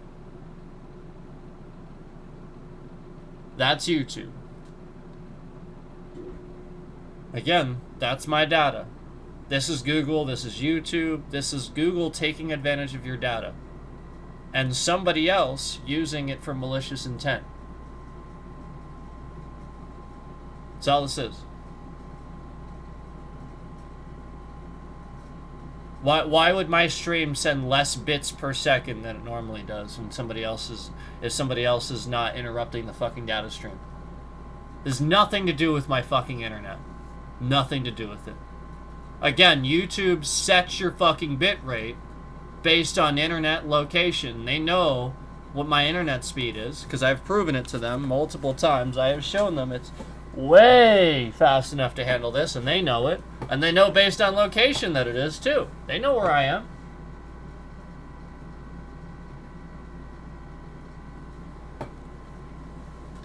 So again, this person is a scammer. Yeah, it should never be that low. There it is. 1,000. So we have like 8-9 hour streams. No problem. You know, like full screen. Elden Ring, 8-9 hour streams, not a single problem. I've had an 18-hour stream, not a single problem. I've had a 13-hour stream, I've had shitloads of stream, not a single problem. Yet again, as soon as this scammer and stalker started announcing who he was and coming out of the woodwork to essentially brag about this, essentially as soon as my stupid fucking dumbass idiot brother talked to him because he's a dumb fuck and convinced this scammer, dumbass stalker, that again, I don't know what he told him or whatever, but again, my brother's a fucking moron and he's a compulsive liar. So again, I don't know what he said, but it probably wasn't true. And again, it was probably something to soften the blow. Again, I have called the police multiple times. My brother's a fucking moron. He's what the hell he's talking about. Called the police multiple times. Okay? Again, my brother, I don't know what he said, what he's trying to convince you of. Again, my brother should not be talking to a scammer that's sharing his information, his wife's information, my dad's information, my mom's information, my information. What the fuck is wrong with this person? So that's where I just justified, literally, I'm not going to talk to that person anymore. He's going to come in my chat and join in with this stalker that's clearly in my chat to be seen saying that I look tired and stuff like that a bunch of times. When I said, well, that's funny, I don't feel tired, I'm just playing the game like normal and I'm not tired, and he's just saying like, man, you look tired, and like I'm just like, Luke, just fucking shut the fuck up or I'm gonna block you already. Like I'm literally tired of it. I'm just playing the game. I'm not tired. I'm tired of you saying I'm tired when I'm not. And like that's the point. He's just being a troll. So I block him, and my own brother comes in chat and says, yeah, you do look kind of run down lately, and you wonder why I would block this person, like the person that's joining in with the trolling and helping it. Like you don't recognize that I know this person, I've seen it a million times, and recognize that this person conveniently shows up at convenient times to join in with the person to get to be seen in a certain light, to be seen joining in, to be seen in the correct light and stuff like that. Like again, like he's just an asshole coming in and joining in. If he really cared, like the point was he was all like, well, I just cared. I was worried about you. Well, that's the point. He can message me anytime, and he didn't. If that was really the case, he would just private messaged me. But he didn't. He was just coming in chat, so I blocked him, and I blocked this guy that was doing it simultaneously, and that's it. Yeah, he's just been getting information probably from, again, my dumbass brother, who's a fucking moron and a compulsive liar, and unfortunately a content creator on this platform. So again, he can sit here and possibly lie to YouTube or something like that, but again, my brother's a compulsive liar. Again, notice the shift. As soon as I'm making my point, and it's very obvious what my point is, and that there would be people in here to agree with it, and we would be gaining traction and stuff, here it is. As soon as that would happen, as soon as they would gain the trending, he is in here to kick those people out of the stream. Kind of like when I'm in 365's stream, and 365 is telling me about a free app that does the things that he broke for the app. You know, like that's going to be better and stuff like that, and it's going to fix the stuff that essentially he's breaking and causing a problem. Oh, that's right. They're going to bring up an end stream thing 2 times in a row to try to convince me 365's stream ended, even though it didn't. And I can show you this. I can show you the screenshots of several times that the stream ended. Conveniently, as 365 was telling me about this other app that would do these things in his chat, and then conveniently right then, just like all the other stuff that's happened on my channel, this happens on his channel and brings up a countdown and convinced me the stream's ended even though I know it's still live, and I had to send him screenshots just to prove it. And the point was, it happened right then. Right then. Just like all the other fucking things that happen at fucking convenient times. Yeah, just like a long-ass fucking time ago when we were all doing this and we were all confirming with each other that all these things were happening to all of us, and that this piece of shit was doing it. He was just following everybody around and trying to pin everybody against each other. Yep, that's all he was doing. He was learning your info, using your data. Yeah. Doxing it, sharing it online, getting it doxed so other people would find out about it. Meanwhile, it's all just him sitting here trying to organize this and fuck with you. Yeah. It's just this guy. That's why he just comes out of nowhere with all these alts. It's all in his head and stuff like that. That's why. It's not just it's not random fucking people suddenly in here right then every single second of every time it happens. No, it's him. That's why. That's why they can always fucking be in here when that happens. It's literally him.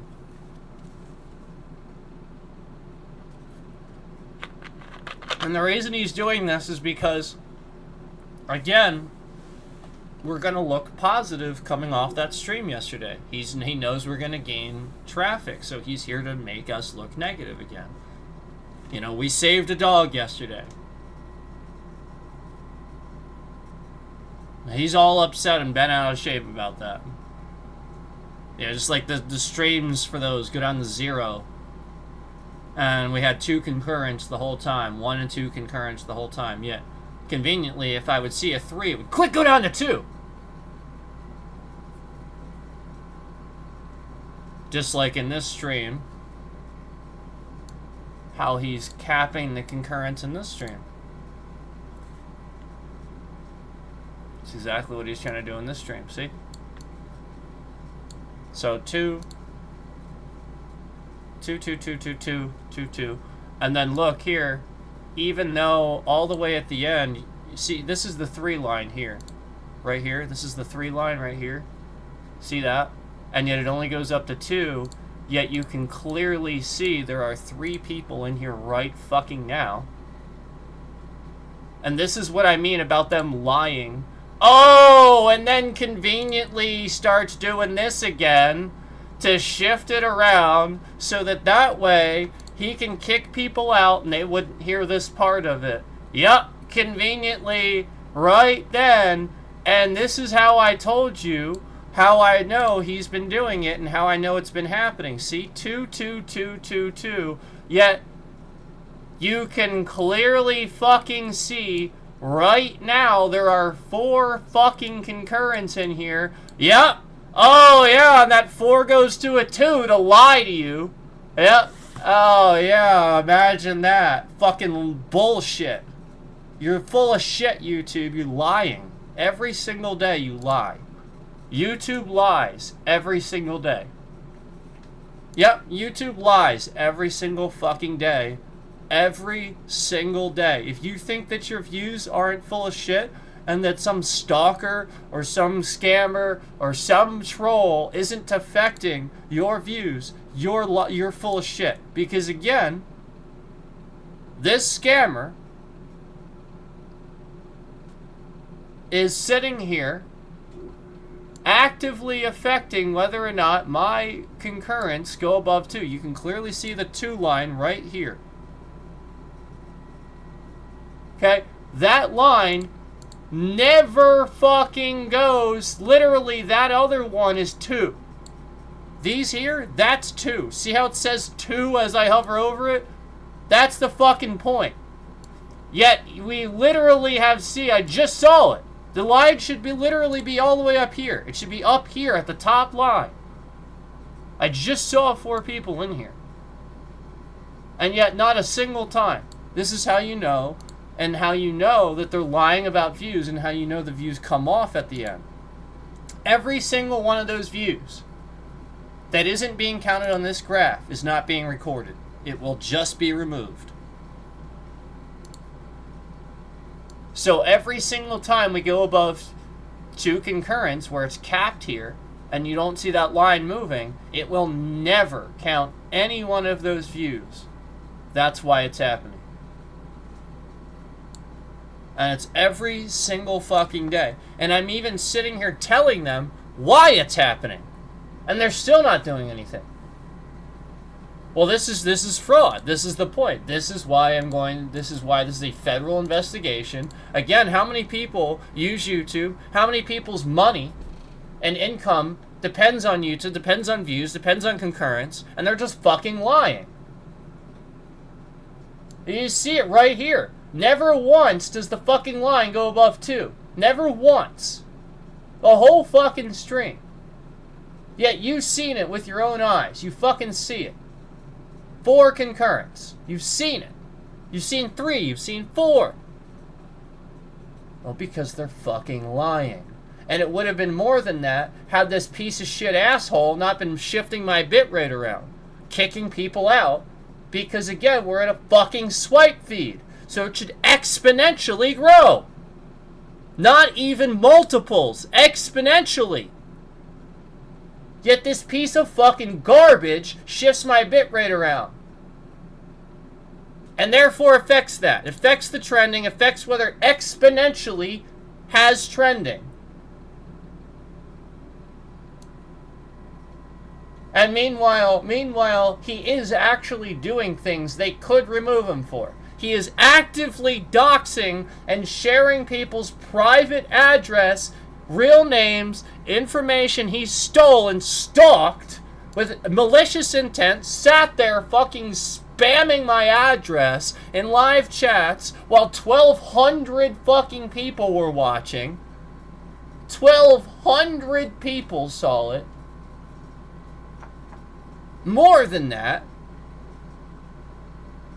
And it was so much. And yet they're just not even removing it. Not removing that. It's literally here. They literally use their own fucking policies to remove it. And meanwhile, they're just gonna sit here and fucking lie. Does it literally see it right there? 3 fucking concurrents. 3. 3, 3, 3. 4. There's 4. There it is. 4. Does the line go above 2 ever? Here's your 2. Here it is, right here. Does the fucking line ever go above 2? Nope. When that top line and the second to top line is 3 and 4, and the line never goes above the middle fucking line, it's literally that fucking simple. Garbage, trash.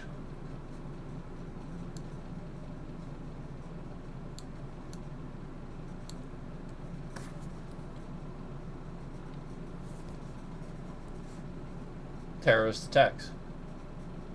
Elon Musk. This is Elon Musk.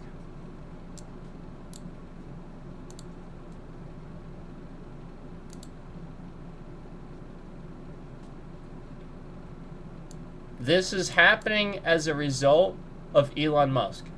Period. Period. Period.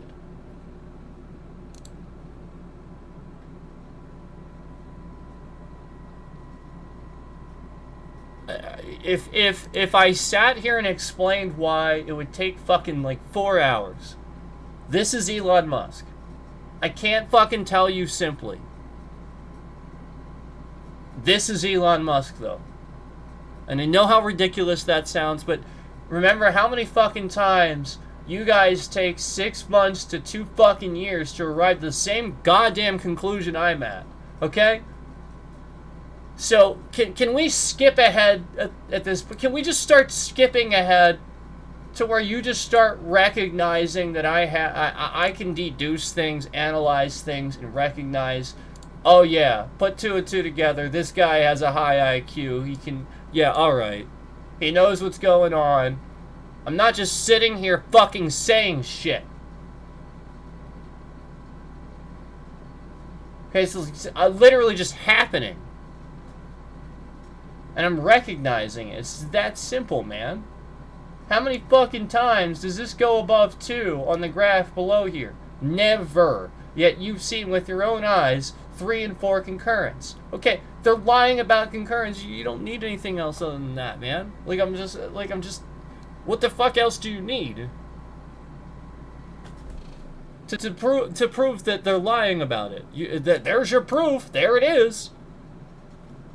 When it's not recorded on that graph, okay, that's inconsistent numbers. It's clearly not gonna fucking record that number. The fuck do you think that graph is for?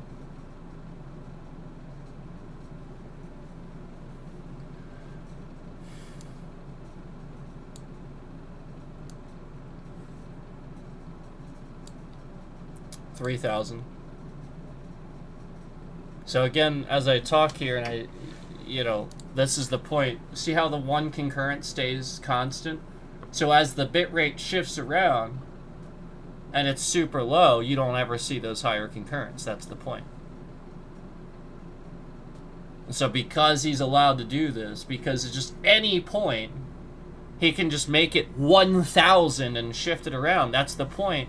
Anybody at any time that doesn't like you can just decide what your trending is and just play dictator with your fucking channel. Okay, again, this person that is stalking and sharing my information and all my family's information on his channel on YouTube is doing this. This is who's doing this. Yep. They could remove him anytime. I'll sit here and show you the emails, but I'm going to do that on Twitch. Yeah, I'm probably just going to do that on Twitch. Yeah, we'll show you the emails. And, again, show you the emails where YouTube is aware of this happening. And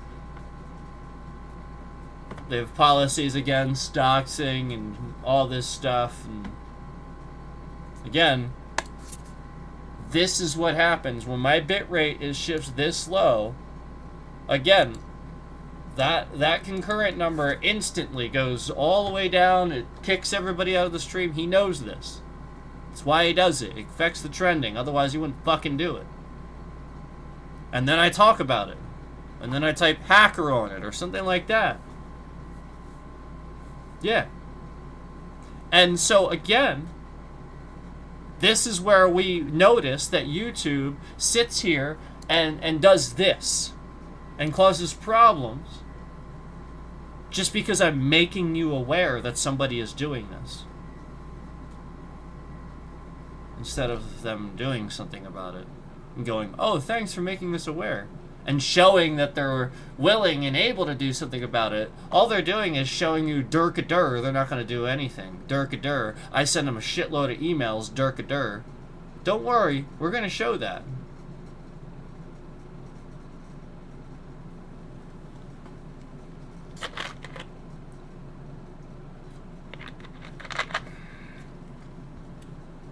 So anyway, part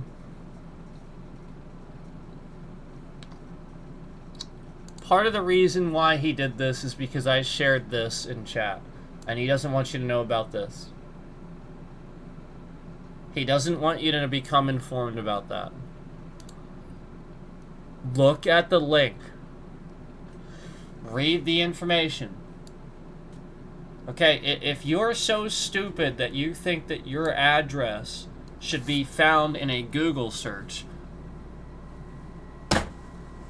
now you understand why I call everybody stupid. You should.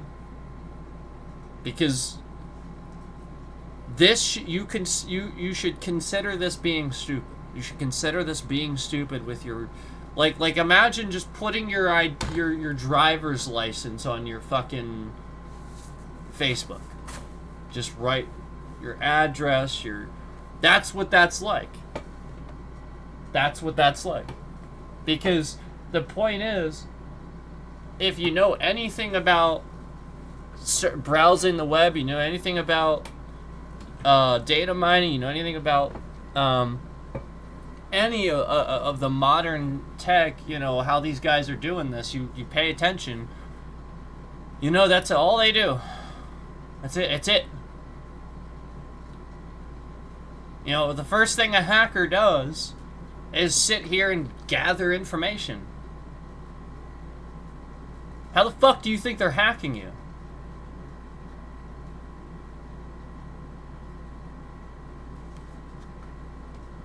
Yeah, like we're not talking about real hacks these days. We're talking about like things that like they're gaining access. It's not really a hack. They're gaining access when they shouldn't.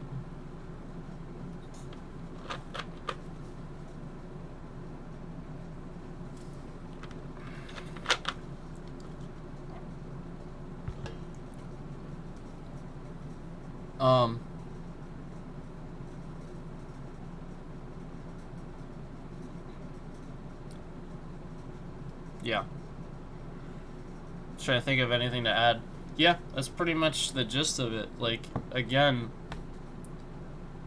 that is a huge awareness thing for me, is like the fact that regularly people, and this is how they get them, just regularly people don't understand how much of their information is out there. Okay, so that link I sent you, that'll tell you why. That'll tell you why this is so dangerous and why you don't want your address on Google, your phone number on Google. Because I got news for you. Data brokers have your social security number.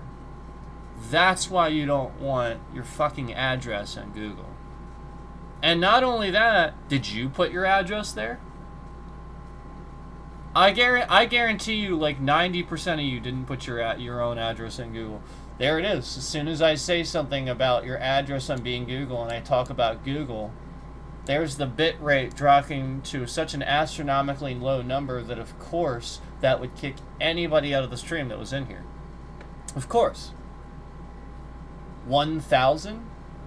Yeah, and it's going to break up what you're saying too. So that way nobody hears what you're saying. Yeah, of course it is. This is a terrorist attack. They're trying to break up what I'm saying. This is very obvious. Just like all the times I try to inform you that this guy is doing this to dox my family and get them doxxed. I mean, I'm watching a fucking live stream with a plane crash near Philadelphia And again, it's a local stream, 1,200 people watching, and he's just spamming my address and my real name in the chat as fast as he can.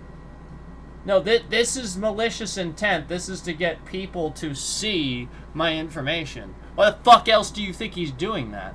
This is a terrorist attack right here. So, to the feds that aren't doing anything,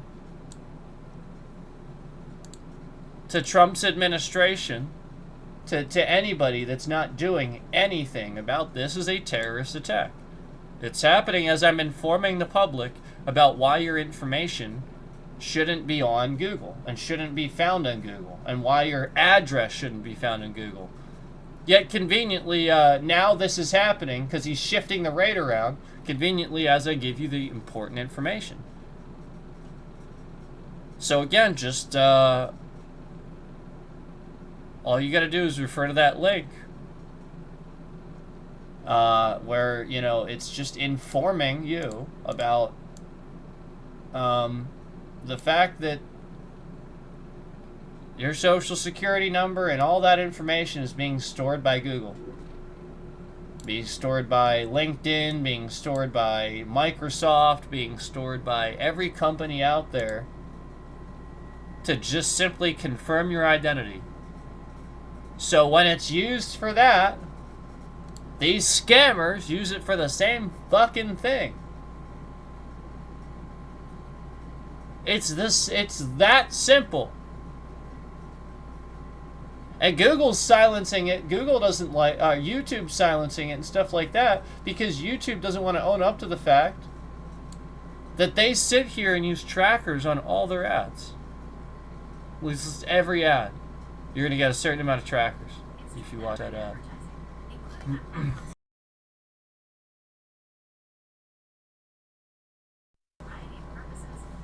Perfect example. Did I say, hey Google? Google, stop! Google, stop! Did I say, okay Google? Did I say anything? Did I ask Gemini anything? So this is the point. You hear my phone going off. It's Google. Google was spying on what I was saying. Yeah, somebody was already using my data as we were doing the stream. They were using it through my phone. They were trying to do things through my phone. And then that triggered that to happen. It's just like the other things that you guys see happen. They're trying to confirm that they have this device's info, this device's info. It's why they fucked with my Xbox. It's why they fucked with my browser. It's why they fucked with OBS.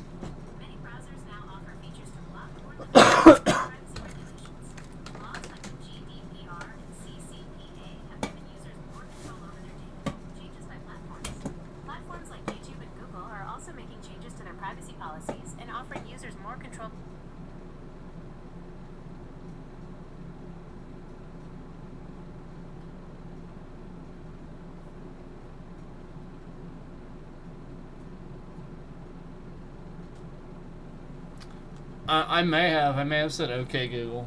I may have. Did I say it? If I said it, that's fine. But either way. Okay, I understand. If you've expressed that opinion, that's your perspective.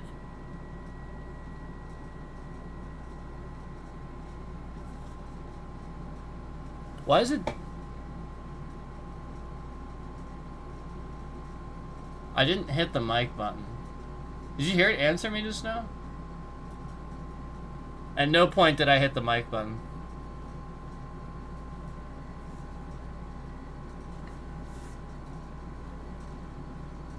That was it. It was giving me information though. Yeah, it was that's funny because Google was actually sort of admitting that yeah, they do that. Huh. That's pretty funny actually.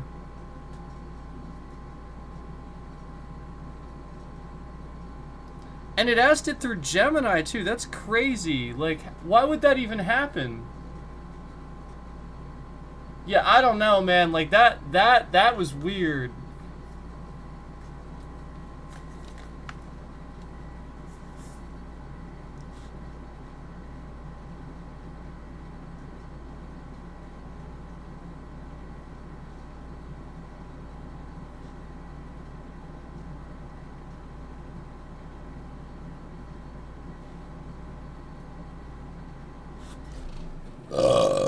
So, yeah, like, that is the point that I was making, and I'll be honest with you, that's actually a really good answer. Let me...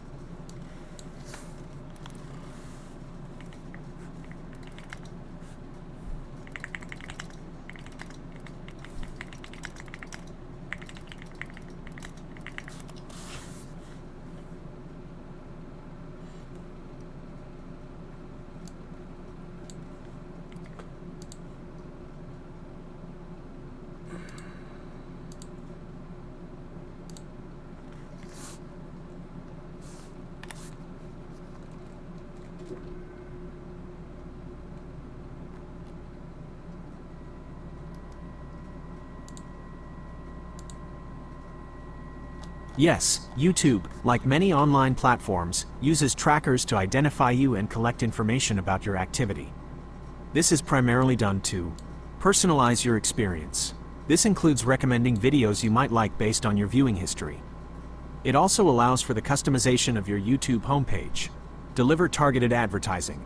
YouTube, as part of Google, uses your data to show you ads that are relevant to your interests. Analyze user behavior. This helps YouTube understand how users interact with the platform, allowing them to improve their services. Yeah, right. Here's a Spy breakdown on of how them YouTube achieves so this. they can sell them Cookies. things. These are small files that websites store on your device to track your activity. No. Tracking. When are you gonna realize that they're using this information to fucking spy on you so they can fucking sell things to you better? To personalize your fucking experience!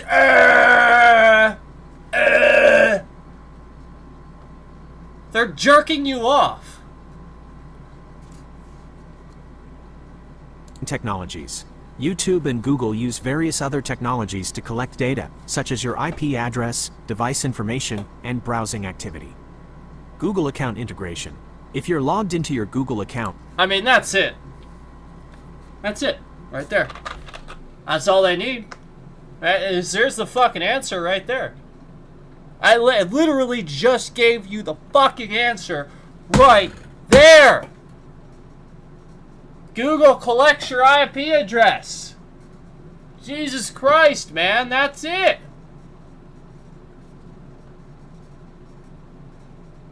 Durr.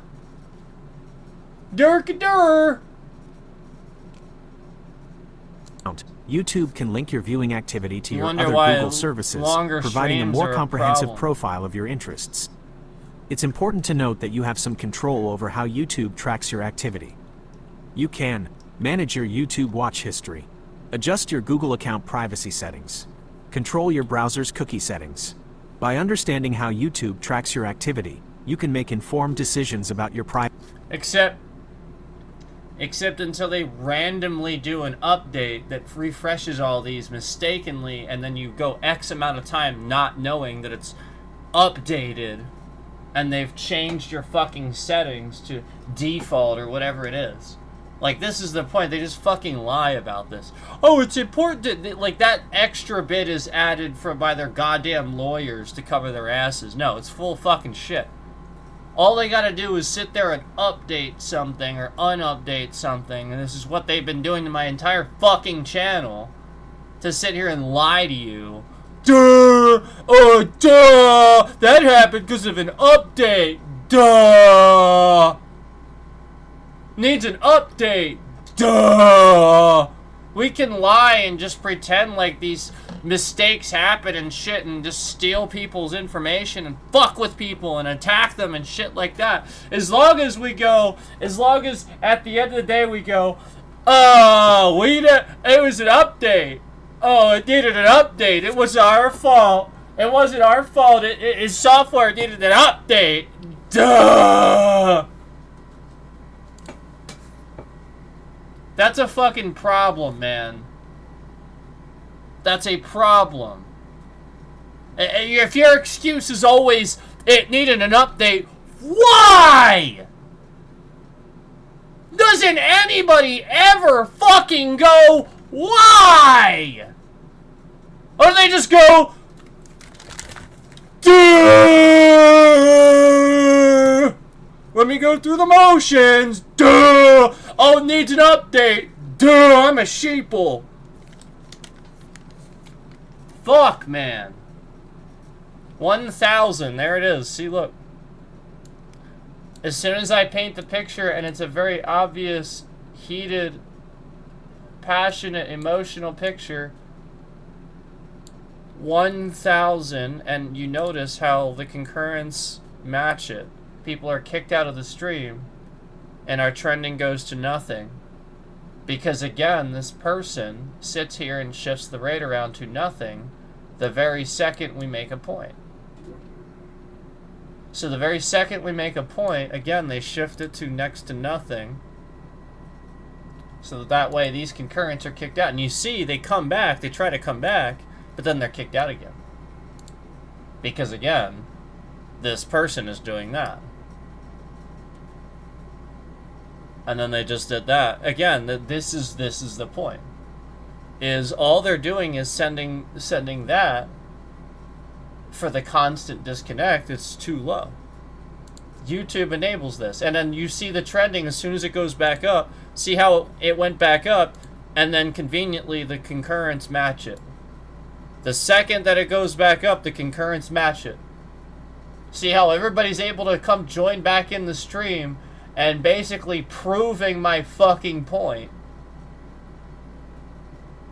As I've always fucking said, he shifts the bitrate around because he's goddamn jealous that we get concurrence. It's that simple. When are you gonna realize that this fucking guy is also stealing my name, my family, stalking my family identity to sit here and try to make content off of my trending and my identity? Well, it doesn't take a rocket scientist to figure out that this guy is fucking jealous of my fucking concurrence and my support and my trending and the things that I say, and does this. 1,000.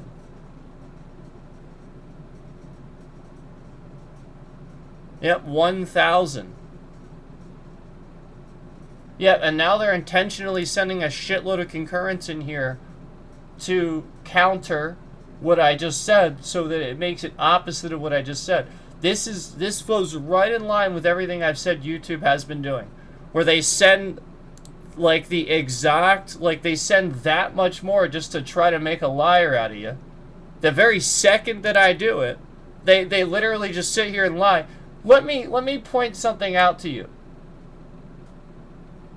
Let me continue to point out to you the same fucking thing that I have been the whole stream. How many concurrents have been in here? And not a single one of them is being counted. Graph below, we've seen 4, 6. Yet, on the graph below, the highest number, barely now, is finally 3. Finally. Yet, that's the highest number one fucking time. We don't see a single 4, even though 4 is the top line. Yet we've seen 6 concurrents in here. When are you going to start realizing that everything I've been saying is just to try to warn you, tell you the truth, and expose this piece of shit that's actually doing this and affecting your numbers, my numbers, and actually affecting the entire platform? He's doing all this.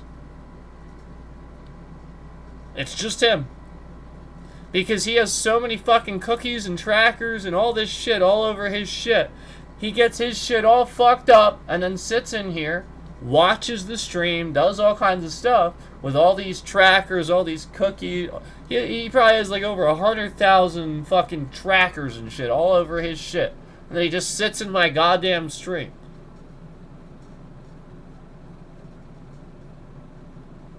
It's that simple.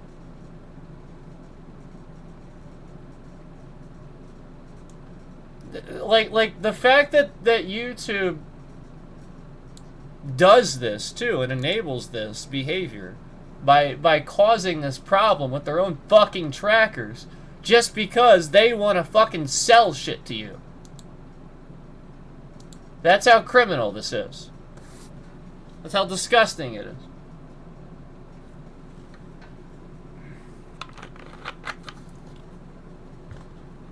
Meanwhile, think about how many people we've actually seen come in this stream and they're just not even counting views.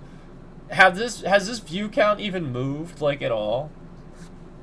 Yeah, like, the view count's not moving, like, at all. They're just lying. They're literally just sitting here lying. YouTube's full of fucking shit. How many times do we sit here live and this view count's just locked? It doesn't move at all for hours.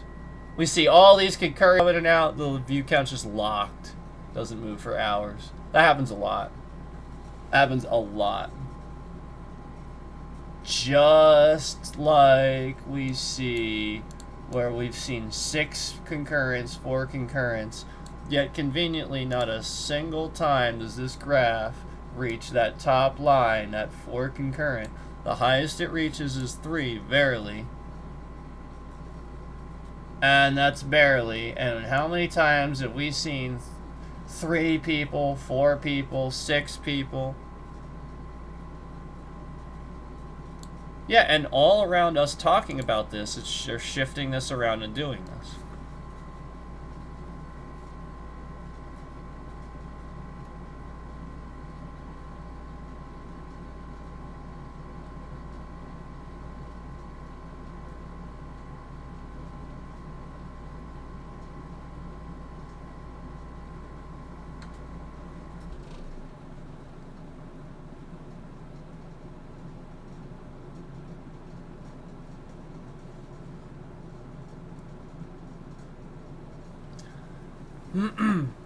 Hi, Alex.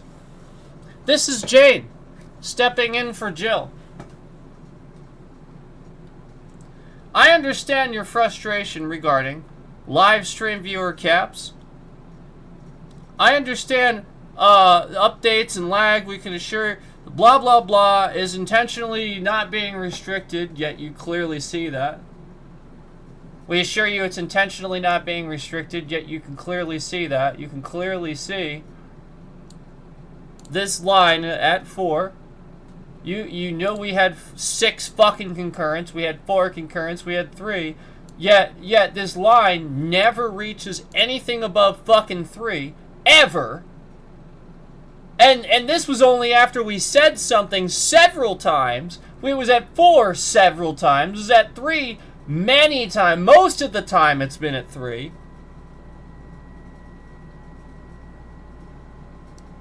Complete lie. Harassment and doxing, we sympathize with the stress. This is causing you and your family. We take these reports seriously. We take these reports seriously. Why the fuck aren't you removing the channel where it's just all over the goddamn fucking channel? And this is the same person that doxes the chat all the time with endless alts as these, pretending to be these people. You didn't. It's as simple as removing the fucking channel where it's doxed all over his channel. Why wouldn't you do that? Huh? Huh? We take this very seriously. Okay, I've been reporting this for months. We take this very serious. I've been reporting this for months. I've called the police.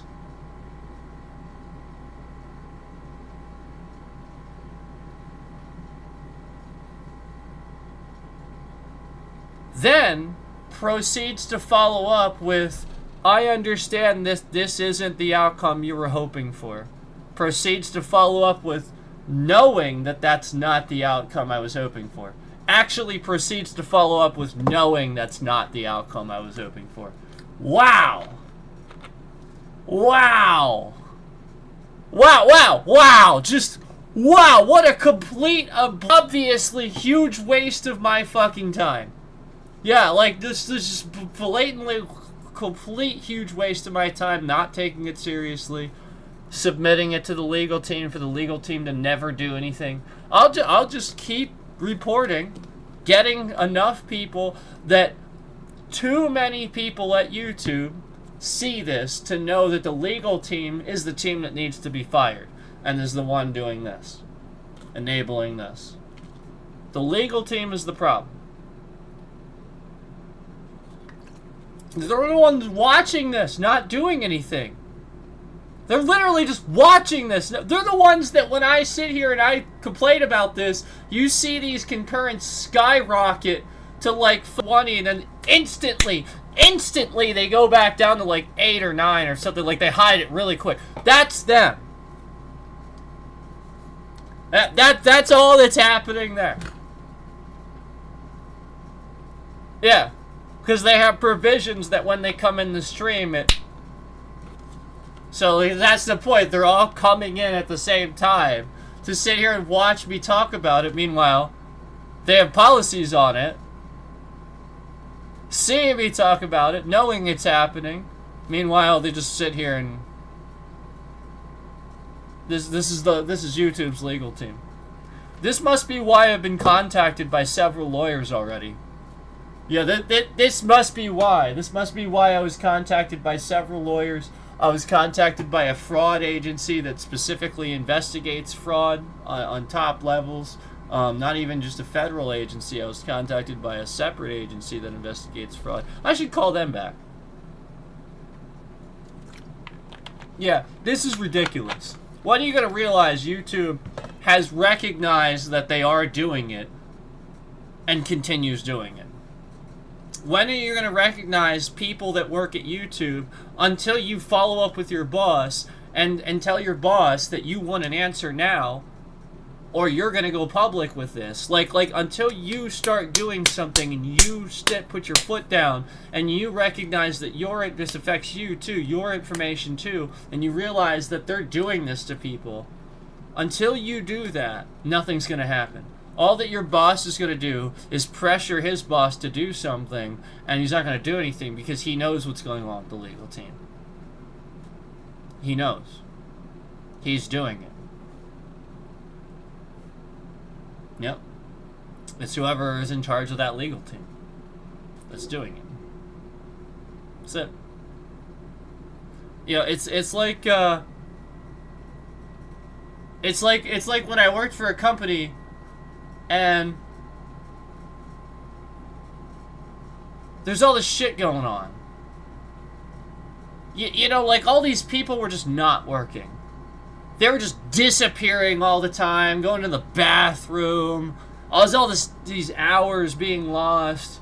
Like, it was just a very unproductive time. We're never making numbers. And then they find out the manager was like basically in her car having sex with employees, smoking weed on the clock, literally just taking like all these breaks with employees. And then again, the breaks were to do illegal shit and terrible shit. And meanwhile, nobody knew this was happening until finally somebody went, I can't whistle, sorry. Literally did that. And then she got fired and replaced by the person that had the balls to say something and do something about it. Yeah. So you want a good job? Take it. Show the corruption. I don't work at YouTube. You do. Go get it. Because I promise you, they're doing this to plenty of other people. It ain't just me. You're sitting here watching this. You think it's no. No fucking way. No fucking way. No. This is organized, man. They've been working on this. And they used me and other people like me to do it. To learn how to do it. To learn how to cancel channels that they think are a problem.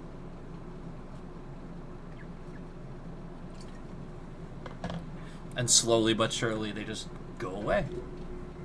Because people think that that's just how the trending works, and they just didn't make it. Meanwhile, all these times where we're like literally proving on screen that we have concurrence in here above 3 and 4. You see it at this number here, and then again we prove here on the graph that the fucking graph never reaches anything above 3. We saw a 6, remember? We saw a 6. And then how many times has this number moved, yet the views haven't? Remember, they're not... Remember how I pointed out... Oh, yeah, then we add a view conveniently as I say that. Remember how I pointed out earlier the views aren't really moving? The concurrents are kind of going up and down, up and down. Views are just sitting at 29. Yeah, like, this is the point. Like, these numbers, they're being keyed in. That's all they're doing. They're keying in numbers. That's how I know. They're just keying in a number so that the number reverts back to whatever it was. That's it. It doesn't refresh, it reverts back to whatever it was. That's all they're doing.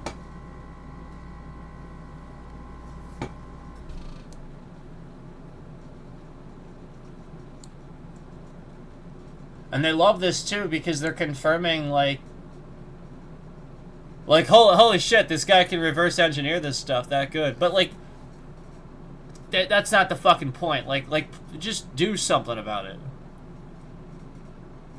Like, this is awful. Think about how many people were pressured to quit YouTube or something like that. And then you wonder why. I don't.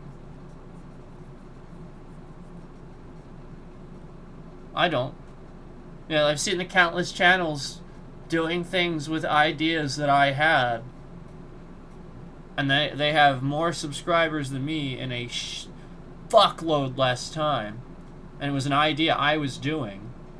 And they did it after me. And YouTube promoted them. This is the point. And this is before I started, like, yelling and swearing a lot and stuff. That's the point. I started noticing that.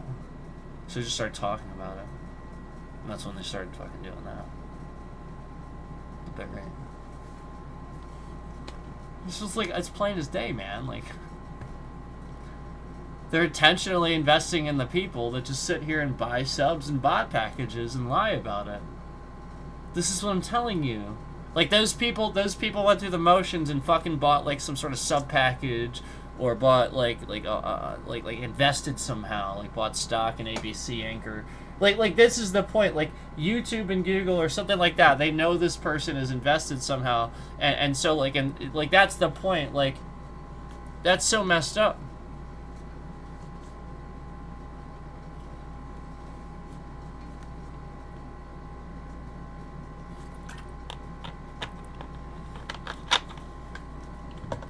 Anyway,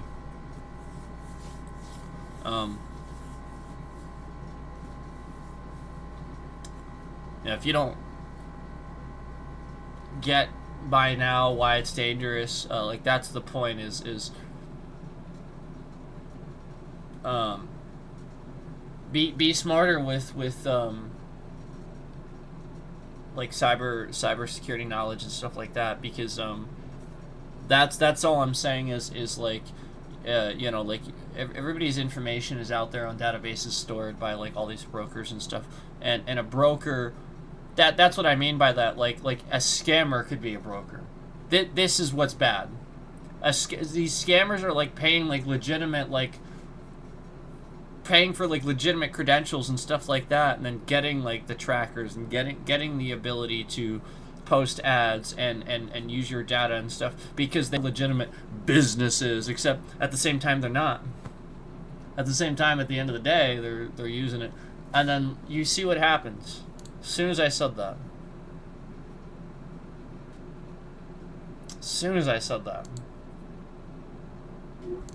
They are though. A lot of them are just scammers that are using real credentials. It's again how they took out the ads on Facebook to help convince people the first time to vote for Trump. That's how Russia did it. You know, using real trackers, real cookies and credentials and stuff like that to lie to all of you about the election. And we saw it. We saw the effect. Instantly. So you see how that worked? Instantly there were 4 in here. So now they're trying to make it so that this updates differently, so that way, you know, you don't see the evidence of why it's happening and stuff like that. Yeah, like flat out, this is YouTube. They don't like what I'm saying. Legal doesn't like what I'm saying. And again, they're shifting the fucking bitrate around, allowing this person to do this. They can just put a stop to it. Remove the channel, remove the person, remove the data, refresh it, whatever. They could easily do something. It's their fucking platform. It's their garbage platform. That's their garbage platform. Yet, all the time. And you do realize that YouTube can just allow you more access to the server, right? That's the point. This is what I'm talking about. Essentially, people that have more channel traffic and more subscribers, that's the point. They just allow them more server access, and this never happens. This is what YouTube doesn't do. All this time, all they had to do was allow me more server access to fix this problem. Just simply widen the band to allow more server access, so this would literally never happen. They won't do it. That's how sad this is. The fact that, like, literally just won't do it because of a bottom line. Meanwhile, all this shit's happening, very obviously affecting my channel. Somebody very obviously doxing people, using my information to do this, causing a problem. They can easily see that. Anybody that knows anything about IT and this side of things, they'll easily see, yeah, that's definitely what's doing that. That sucks. Yet, just, this is the email I get. Well, we know this probably isn't they knew it wasn't the answer they knew. Huh? How? So again, like, unless we're doing this on purpose, attacking channels on purpose,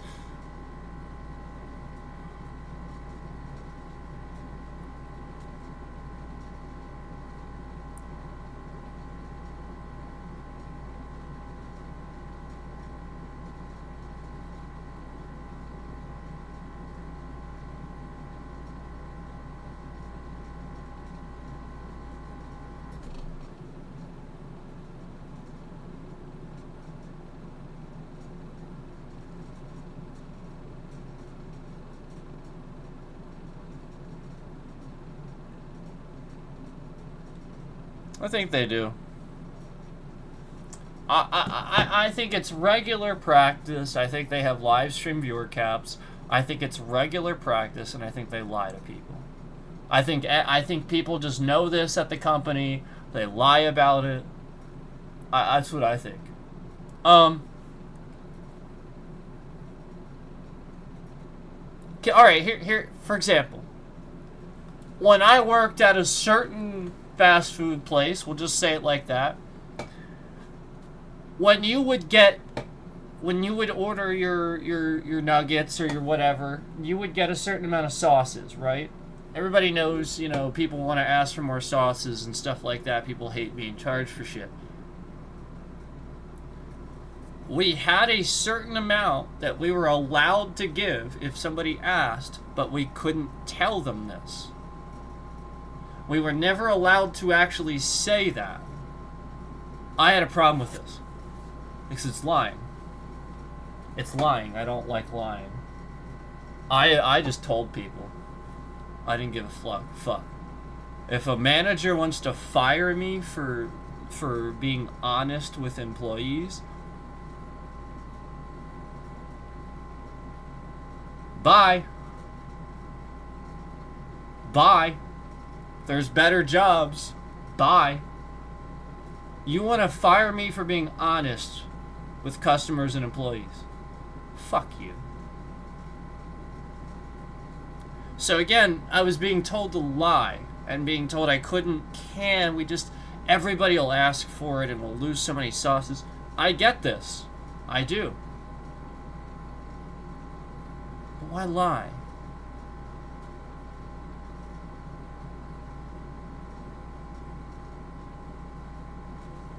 Does it help you? No. In the long run, no. So, the point is, companies do this. Small or large, they lie because it's costly. I'll fix this today. I gotta just fix this once and for all. This is too much adjusting. This is ridiculous. Anytime you have something that's costly for a company, they will start to lie.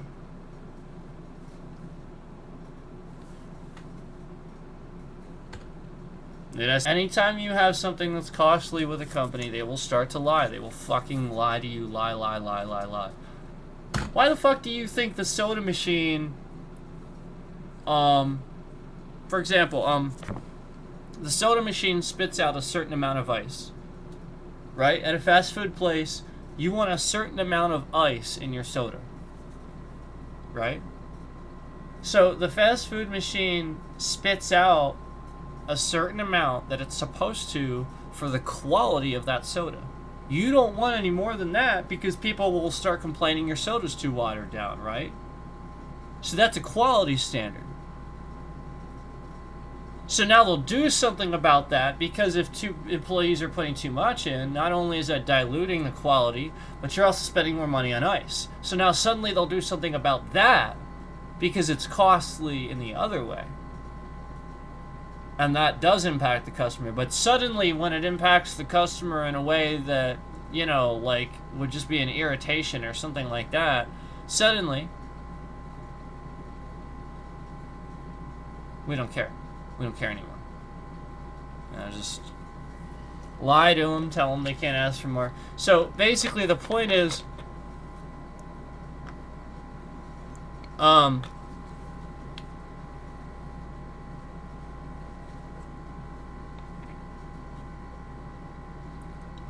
here's the dynamic that caused. I'm going to tell you. Some employees were wrong, and some are right. So what does this mean for you, the customer? Actually a lot. More than you'd probably think.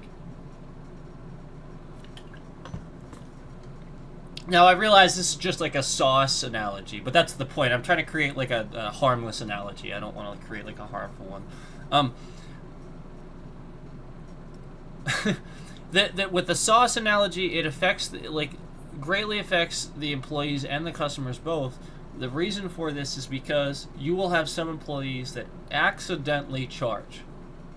They won't know how the policy works. They'll be told wrong, they'll learn wrong, they'll forget it. They will think they're supposed to charge every time, or the second time, or for the second one, or the third one, or they'll get it wrong. There's not a definitively one way to handle this policy. You're just kind of just making shit up as you go. Well, if they ask for it, you can give them a few more, but we charge for anything after 2. It's too... If you're fucking paying somebody literally $7 an hour, you're not paying them to think. Don't fucking expect somebody to think for 7 something an hour. Don't expect that. Hell anymore, I don't think for less than fucking 17 an hour because of how much shit costs because of Trump.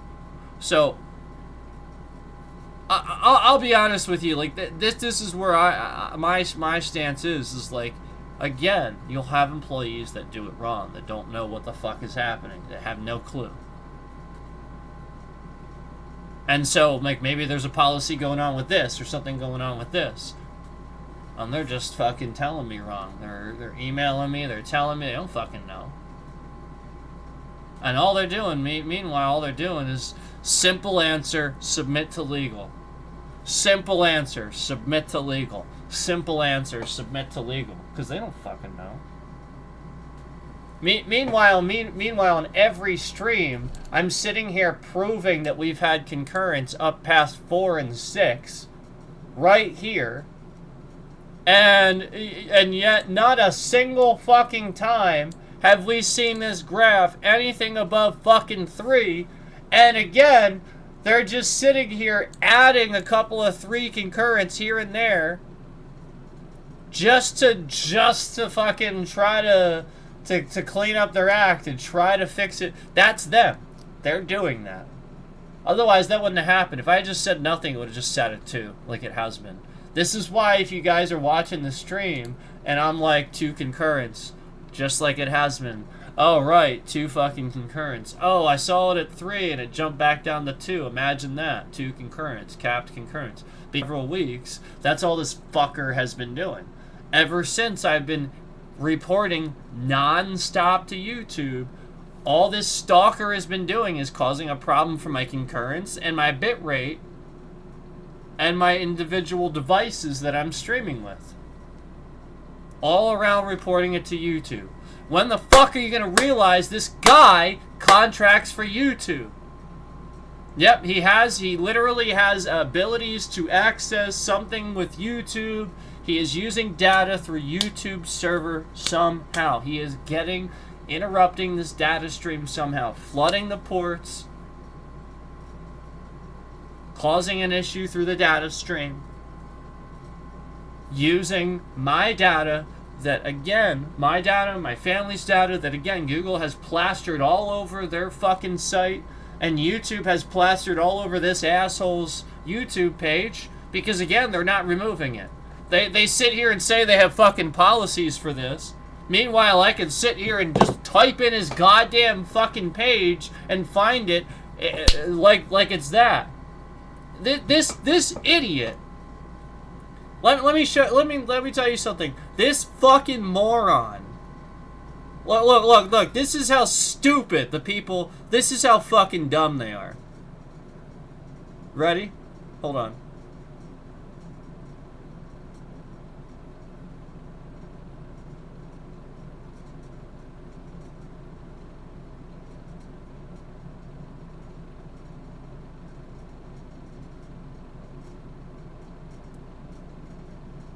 Protecting creators and their families is incredibly important to us.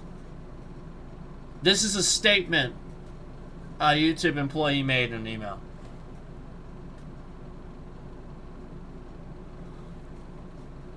That was made 5 days ago. And meanwhile, I can still search this guy's channel and find my entire family being doxxed, their address being shared, and all this stuff all over his page, and it isn't removed. And this is how stupid they are. When I initially emailed them, this person that responded didn't actually know.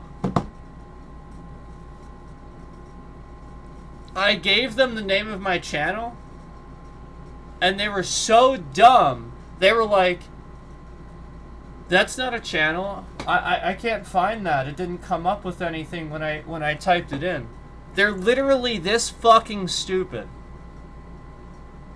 And all because I had to tell the lady, oh, Jesus fucking Christ, you didn't type an @ symbol in the goddamn URL. So they're people that are answering these fucking emails are so goddamn stupid that they don't know that your fucking channel URL is just youtube.com/@. These people are so, the people answering this are so fucking stupid with YouTube. Yeah, this is the point. They're supposed to be smart with YouTube. Yet they claim to care about this, know about this, have the knowledge to be able to help me, yet they're so fucking stupid that when they answered the email, they didn't know. They couldn't find my channel by typing Sifu Ambience. Yeah, they couldn't do it because, again, they were too stupid to know that it's, you simply type youtube.com/@SifuAmbience and suddenly you have a URL. Oh, right, because all you gotta do is the channel name @. That's right. Yep, that's how YouTube fucking works, so that it's easy to find people's channels in case you're a goddamn moron. That's right. Okay. So now we're getting down to it, where essentially YouTube literally doesn't fucking have any like people working on this that seem to know anything about the platform. They're literally just answering emails. They're people that do fucking customer service, probably. They just answer emails. They don't know jack shit about YouTube. Yep. I'm sure they know, maybe this person knows plenty about, like, fucking cats or something like that. I don't know. But they don't know shit about fucking you. And this is the person that's expected to take seriously about my situation. And to know why this is a serious situation. This is the person answering this. And you're expected for this person to take your situation seriously. I'll be honest with you again. My bitrate should never be fucking 2,000, should never be that fucking low. This is this person shifting the bitrate around so that it breaks up what I'm saying and you don't hear what I'm saying. That's all that's happening. That's it. They're just trying to break up what I'm saying. So, trying to cause a problem. There it is. They just tried to end it in... Did you hear the sound? That's the hack. That's what I call a hack. Where on my end of things, my device and my software has a reaction to whatever he's doing. That's a hack. That's what I'll call a hack, and it's malicious. You know, like essentially my Windows and my software or anything has any type of reaction to anything he's doing with the data stream. That's very malicious. And again, this has been countless times where, you know, we've seen it end on the browser right here. It just ends on this. Yet my stream software is still fucking streaming. Yet it ends right here. It just ends on YouTube's side of things. All right, when are you gonna recognize that you idiots that are submitting this to legal are idiots submitting it to legal, and legal's going, haha, idiots.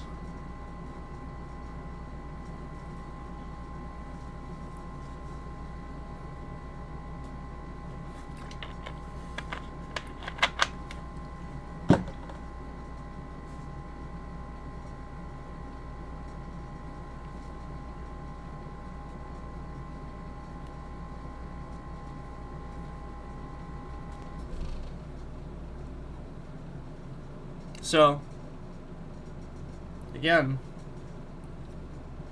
you know, like, how many days in a row am I supposed to send a report where it's still happening or getting worse? Do I send one today? 'Cause literally all fucking stream.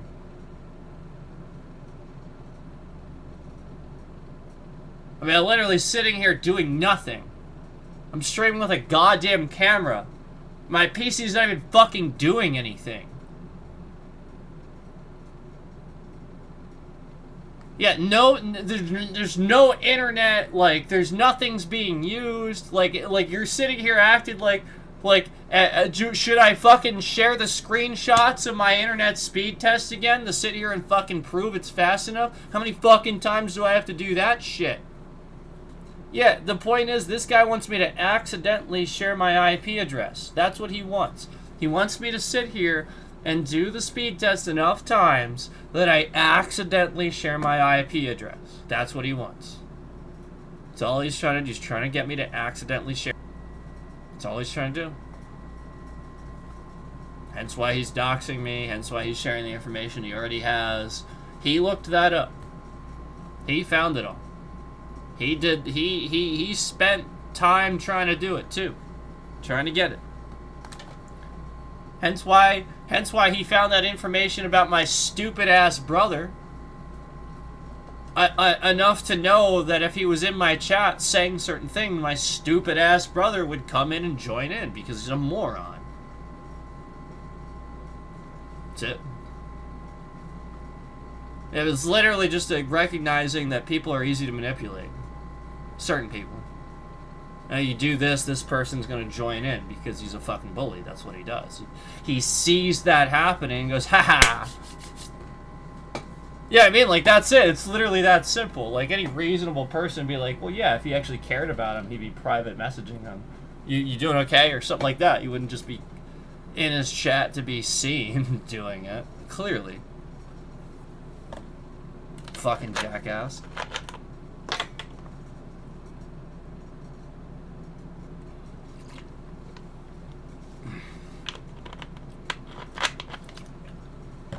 This is the point. People just feel, yeah, like somebody says an insult, calls them a jackass or something. They want to kill you or something, you know? Like, this is the problem.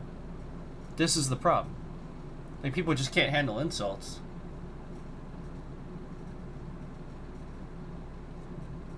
Even when they're, like, deserved. Like, they're deserving.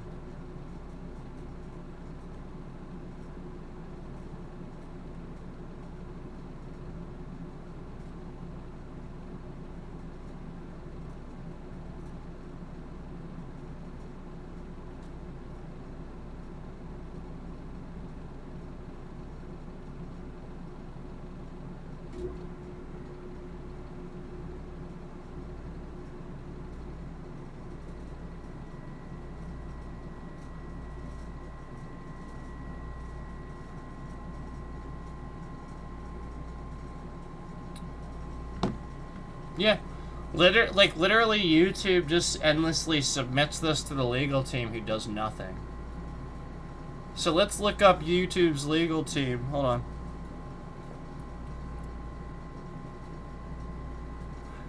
Does YouTube have a legal team that makes a habit of doing nothing?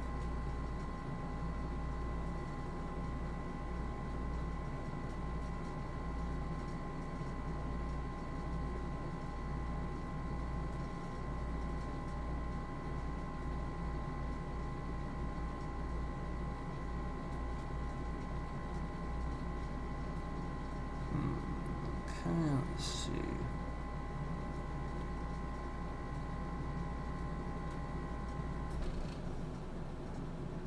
Here, I'll do it this way.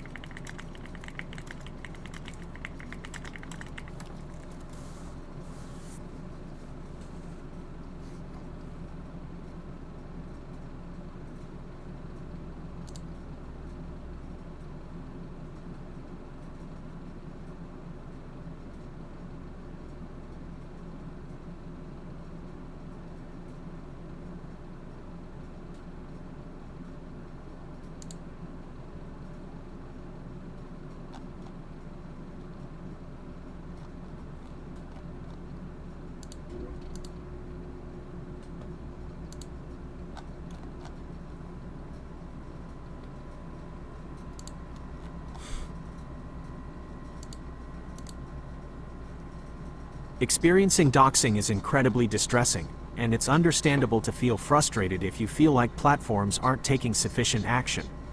Here's a breakdown of steps you can take. 1. Document everything. Screenshots. Take screenshots of every instance of doxing, including the URLs, timestamps, and the content itself. This documentation is crucial for any legal or platform-based action. Keep a log. Maintain a detailed log of every incident, including dates, times, and descriptions. 2. Report to platforms. Persistent reporting. Even if your initial reports haven't been successful, continue to report the doxing to YouTube and any other platforms where your information is being Which shared. is what I'm constantly doing. Emphasize the severity of the situation and how it's affecting you. So, when given the advice, when asking Google if YouTube isn't doing anything, if someone's doxing my information, YouTube legal team isn't doing anything, what should I do? Google gives the advice to continue reporting regardless of whether they're doing something or not. Your safety. Escalate within platforms. Try to escalate your reports to higher levels within the platform's support system. Look There for you go. specific channels or contacts for legal or safety issues. 3. Legal action. Well, which I have done. I've reached out to several YouTube lawyers. One got back to me, the other one didn't yet. I suspect people are busy, which is understandable. So I am reaching out. Contact law enforcement. Doxing can constitute a did. crime, depending on your location and the specific actions involved. Which I did. Contact your local law. And the state police, again, would really like YouTube to fucking do something before something malicious happens with the information. Because again, that was their statement to me, was YouTube's not removing the information. Like, essentially, like, that was, like, the question, like, the rhetorical, like, you know, like, I can't believe, like, YouTube's not really, you know. Yeah. Because what is he supposed to do until something malicious, you know, like an actual crime, you know? And so, like, the point is, if money is stolen and stuff like that, somebody comes to the house, commits a crime, somebody's bank account is emptied, any one of these people, their bank account's emptied, which could very well happen at any time.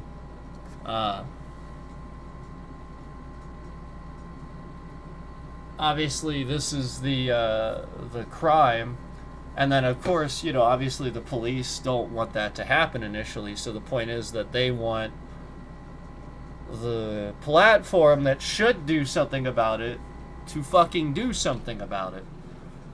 That's what they want.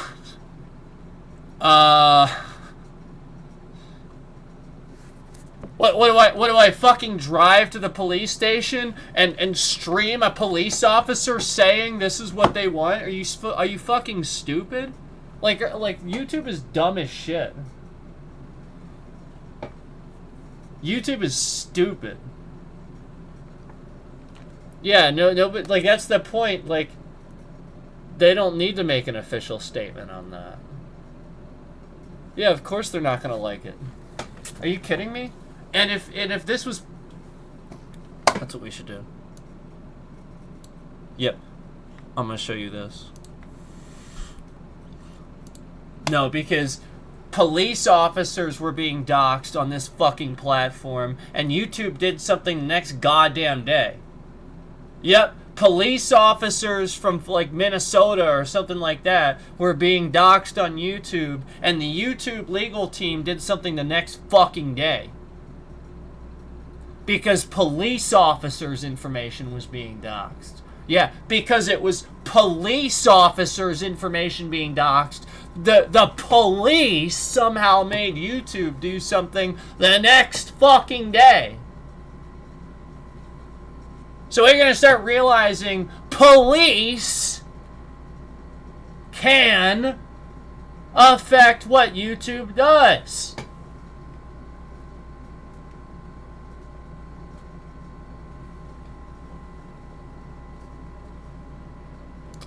So yeah, like that's all I'm gonna show is. Oh yeah, and you see it's down to 2,000 right there. Like, all this is them trying to sit here and prove it just happens. But again, we're not doing anything. Internet's not being used. Proven it a million times. That's all this troll is trying to. You know what I mean? Like, the one day YouTube sat in here after that, and they were trying to say that the bitrate just shifts around. Yo, oh my God, it just shifts around. And then They told me to set it to some ungodly low fucking bit rate. Yeah, because the point is, it still shifted around even when I did that. Thus fucking proving that I was right. And they know that's why they did that. They literally sitting here trying to prove to some stupid person at YouTube that doesn't know any better. See? Well, it convinced that moron. But the point is, anybody that knows anything about this, the point is they set your fucking bit rate. They look at your data, and they look at your information. And I got news for you.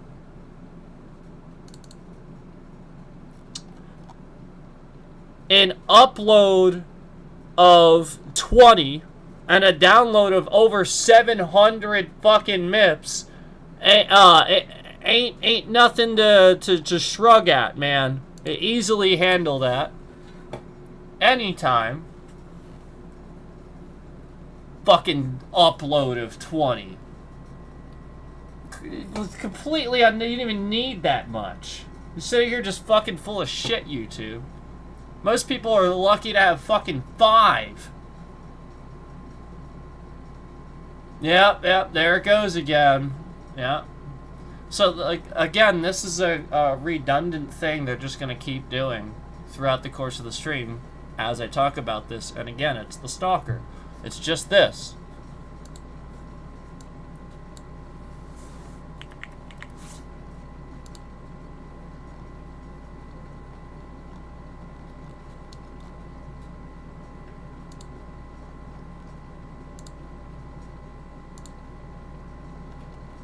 Here he is.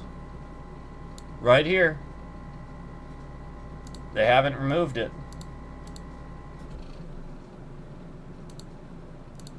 There it is. My page, look, my dad, my brothers, several other people I know. He just like stalks it, puts it in his thumbnails. This is my brother, the fucking moron that actually talked to him. Again, this is what we're talking about. Like, we're just talking about somebody that's sitting here and sadistically taking pictures of, so putting them on his stream thumbnails, stalking women. Like, again, these are women, some of these. Again, like, his whole fucking channel is just this. My family, my information, my address is typed into one of them. He's literally saying Sifu Ambience in every stream. And again, when you click on the stream, like, if you fucking just sit here and click on one of these streams, it's literally just. And did you see that he's sitting here right now trying to end the stream? Did you hear that? Did you hear that? Just now, he just tried to end the stream from my side of things. He's sitting here trying to just end the stream. Meanwhile, this is all he's doing with his content. This guy has been causing all these problems for me ever since I've been on the platform. All these issues we have, it's just him using all this information, and all the comments are people on his channel talking negative about me, here to sit here and be negative about my family, about me, try to have their information doxed. Again. They have policies on this. They have all these. YouTube has all these fucking policies against doxing. And meanwhile, there's just all these people that he stole their pictures. It's like a whole family, basically. My whole family just stalked off of social media. He's typing my name into it.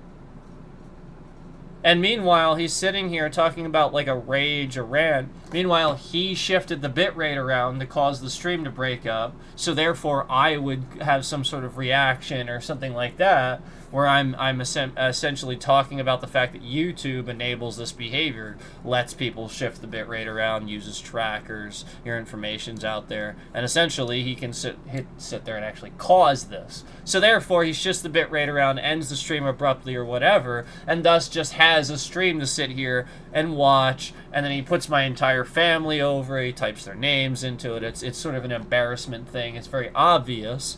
for malicious intent to embarrass somebody, defamation of character. I would easily win this case hands down in open court.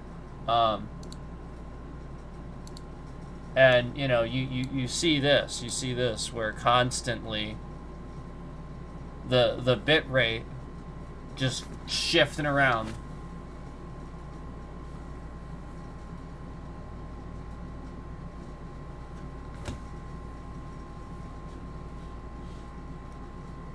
Yeah, YouTube not receiving enough video. Yeah, that's your problem, YouTube. It's not mine. Yep, you're allowing this person on your platform. I'm sending you info at the bitrate you request. It's your problem when it's just shifting around. That's your problem. And it's every fucking stream.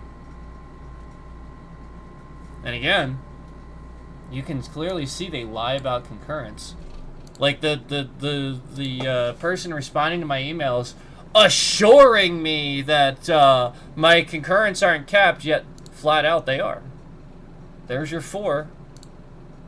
Never a single time does it ever go above 3. Never a single time. Ever. Yet we've seen 6 in here. We've seen 6, we've seen 4. Never a single time does this graph ever go above 3. And it only even reaches 3 different times here. And conveniently only once after we said it. This is your proof that this person is just sitting here doing exactly what they want to do with the views. That's it. Proving that this person can sit here and just decide what views are and aren't. Kind of like when we see streams just have 0 views for absolutely no reason whatsoever, even though that we can confirm how many views the stream had. Well, I've taken screenshots of hundreds of views coming off of the stream. Hundreds.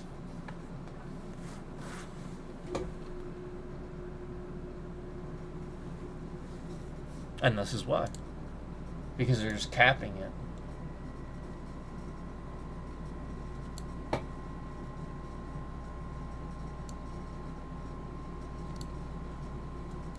And this is terrorist attacks, because this will always be looked at as terrorist attacks, always, because you're doing this when I'm talking politics a lot. You know, this doesn't happen nearly as much in the streams where we're gaming and stuff. We can actually prove that. Now, he's gonna, anytime we say that, he's gonna do things to try to change that, but we can actually prove that. And prove that, you know, anytime we were out like on a stream, on mobile stream and stuff like that, and we were talking specifically politics, that was when the stream would suddenly abruptly just end. It's not like it would even come back. They wouldn't suspend it, it would just end. That's YouTube. They're just ending the stream. Yeah, that's YouTube. They can suspend that, they can do anything they want to suspend that. Again, anytime we see it end on their side of things in the browser here too, it's just YouTube. You know, again, this is going to look like YouTube is committing acts of terror. Because the definition, again, is just that form of pressure and harassment and intimidation using political agenda, for political agenda, for political gain or something like that. And that's what this is. You know, we're talking about current affairs, we're talking about Trump. All the times it happened where I was trying to inform you that he was bad for the country, trying to inform you that he was getting in the way of democracy, and conveniently the stream abruptly ends and stuff like that. You know, like all this stuff we're seeing happen where it's very obviously terrorist attacks, and we're proving it's terrorist attacks.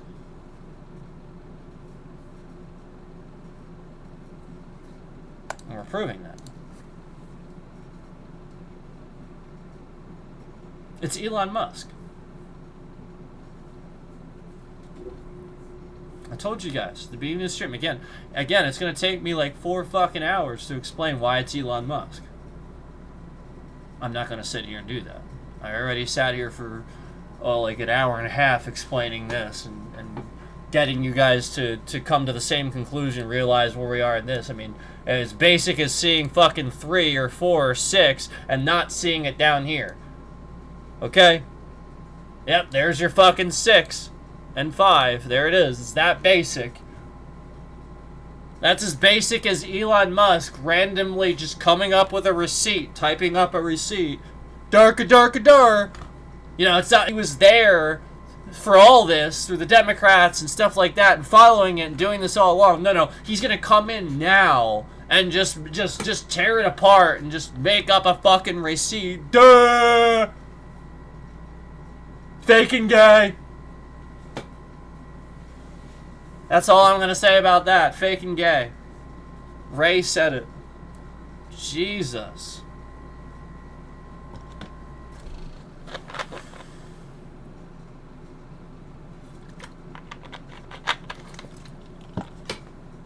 Remember the...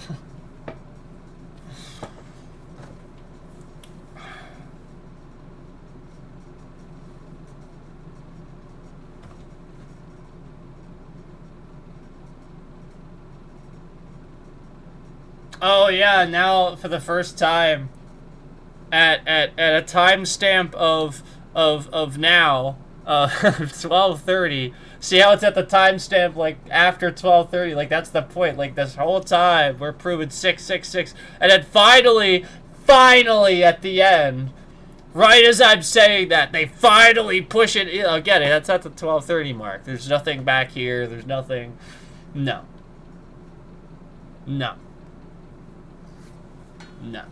This is to save face. This is the legal team. Legal team's been doing this to people. Some jackass that works on the legal team at fucking YouTube has been doing this the whole goddamn fucking time. He loves Elon Musk. He loves Trump. He loves all this shit. And he hates me. He hates anybody that's American. He loves the Soviet Union. He loves Russia. He loves this fucking agenda that spouts chaos because he's a rich douchebag. That's it. End of discussion. How many fucking times you tried to sit here and end the goddamn stream? Ay. Well, thanks for the support, but again, you see it firsthand. Like, what? How do you get more fucking obvious than this? The whole stream, they're sitting here lying about concurrence, and then try to end the stream. Diddoo. Jesus Christ, man. Like, what do you think I'm doing? I'm just sitting here streaming. Jesus.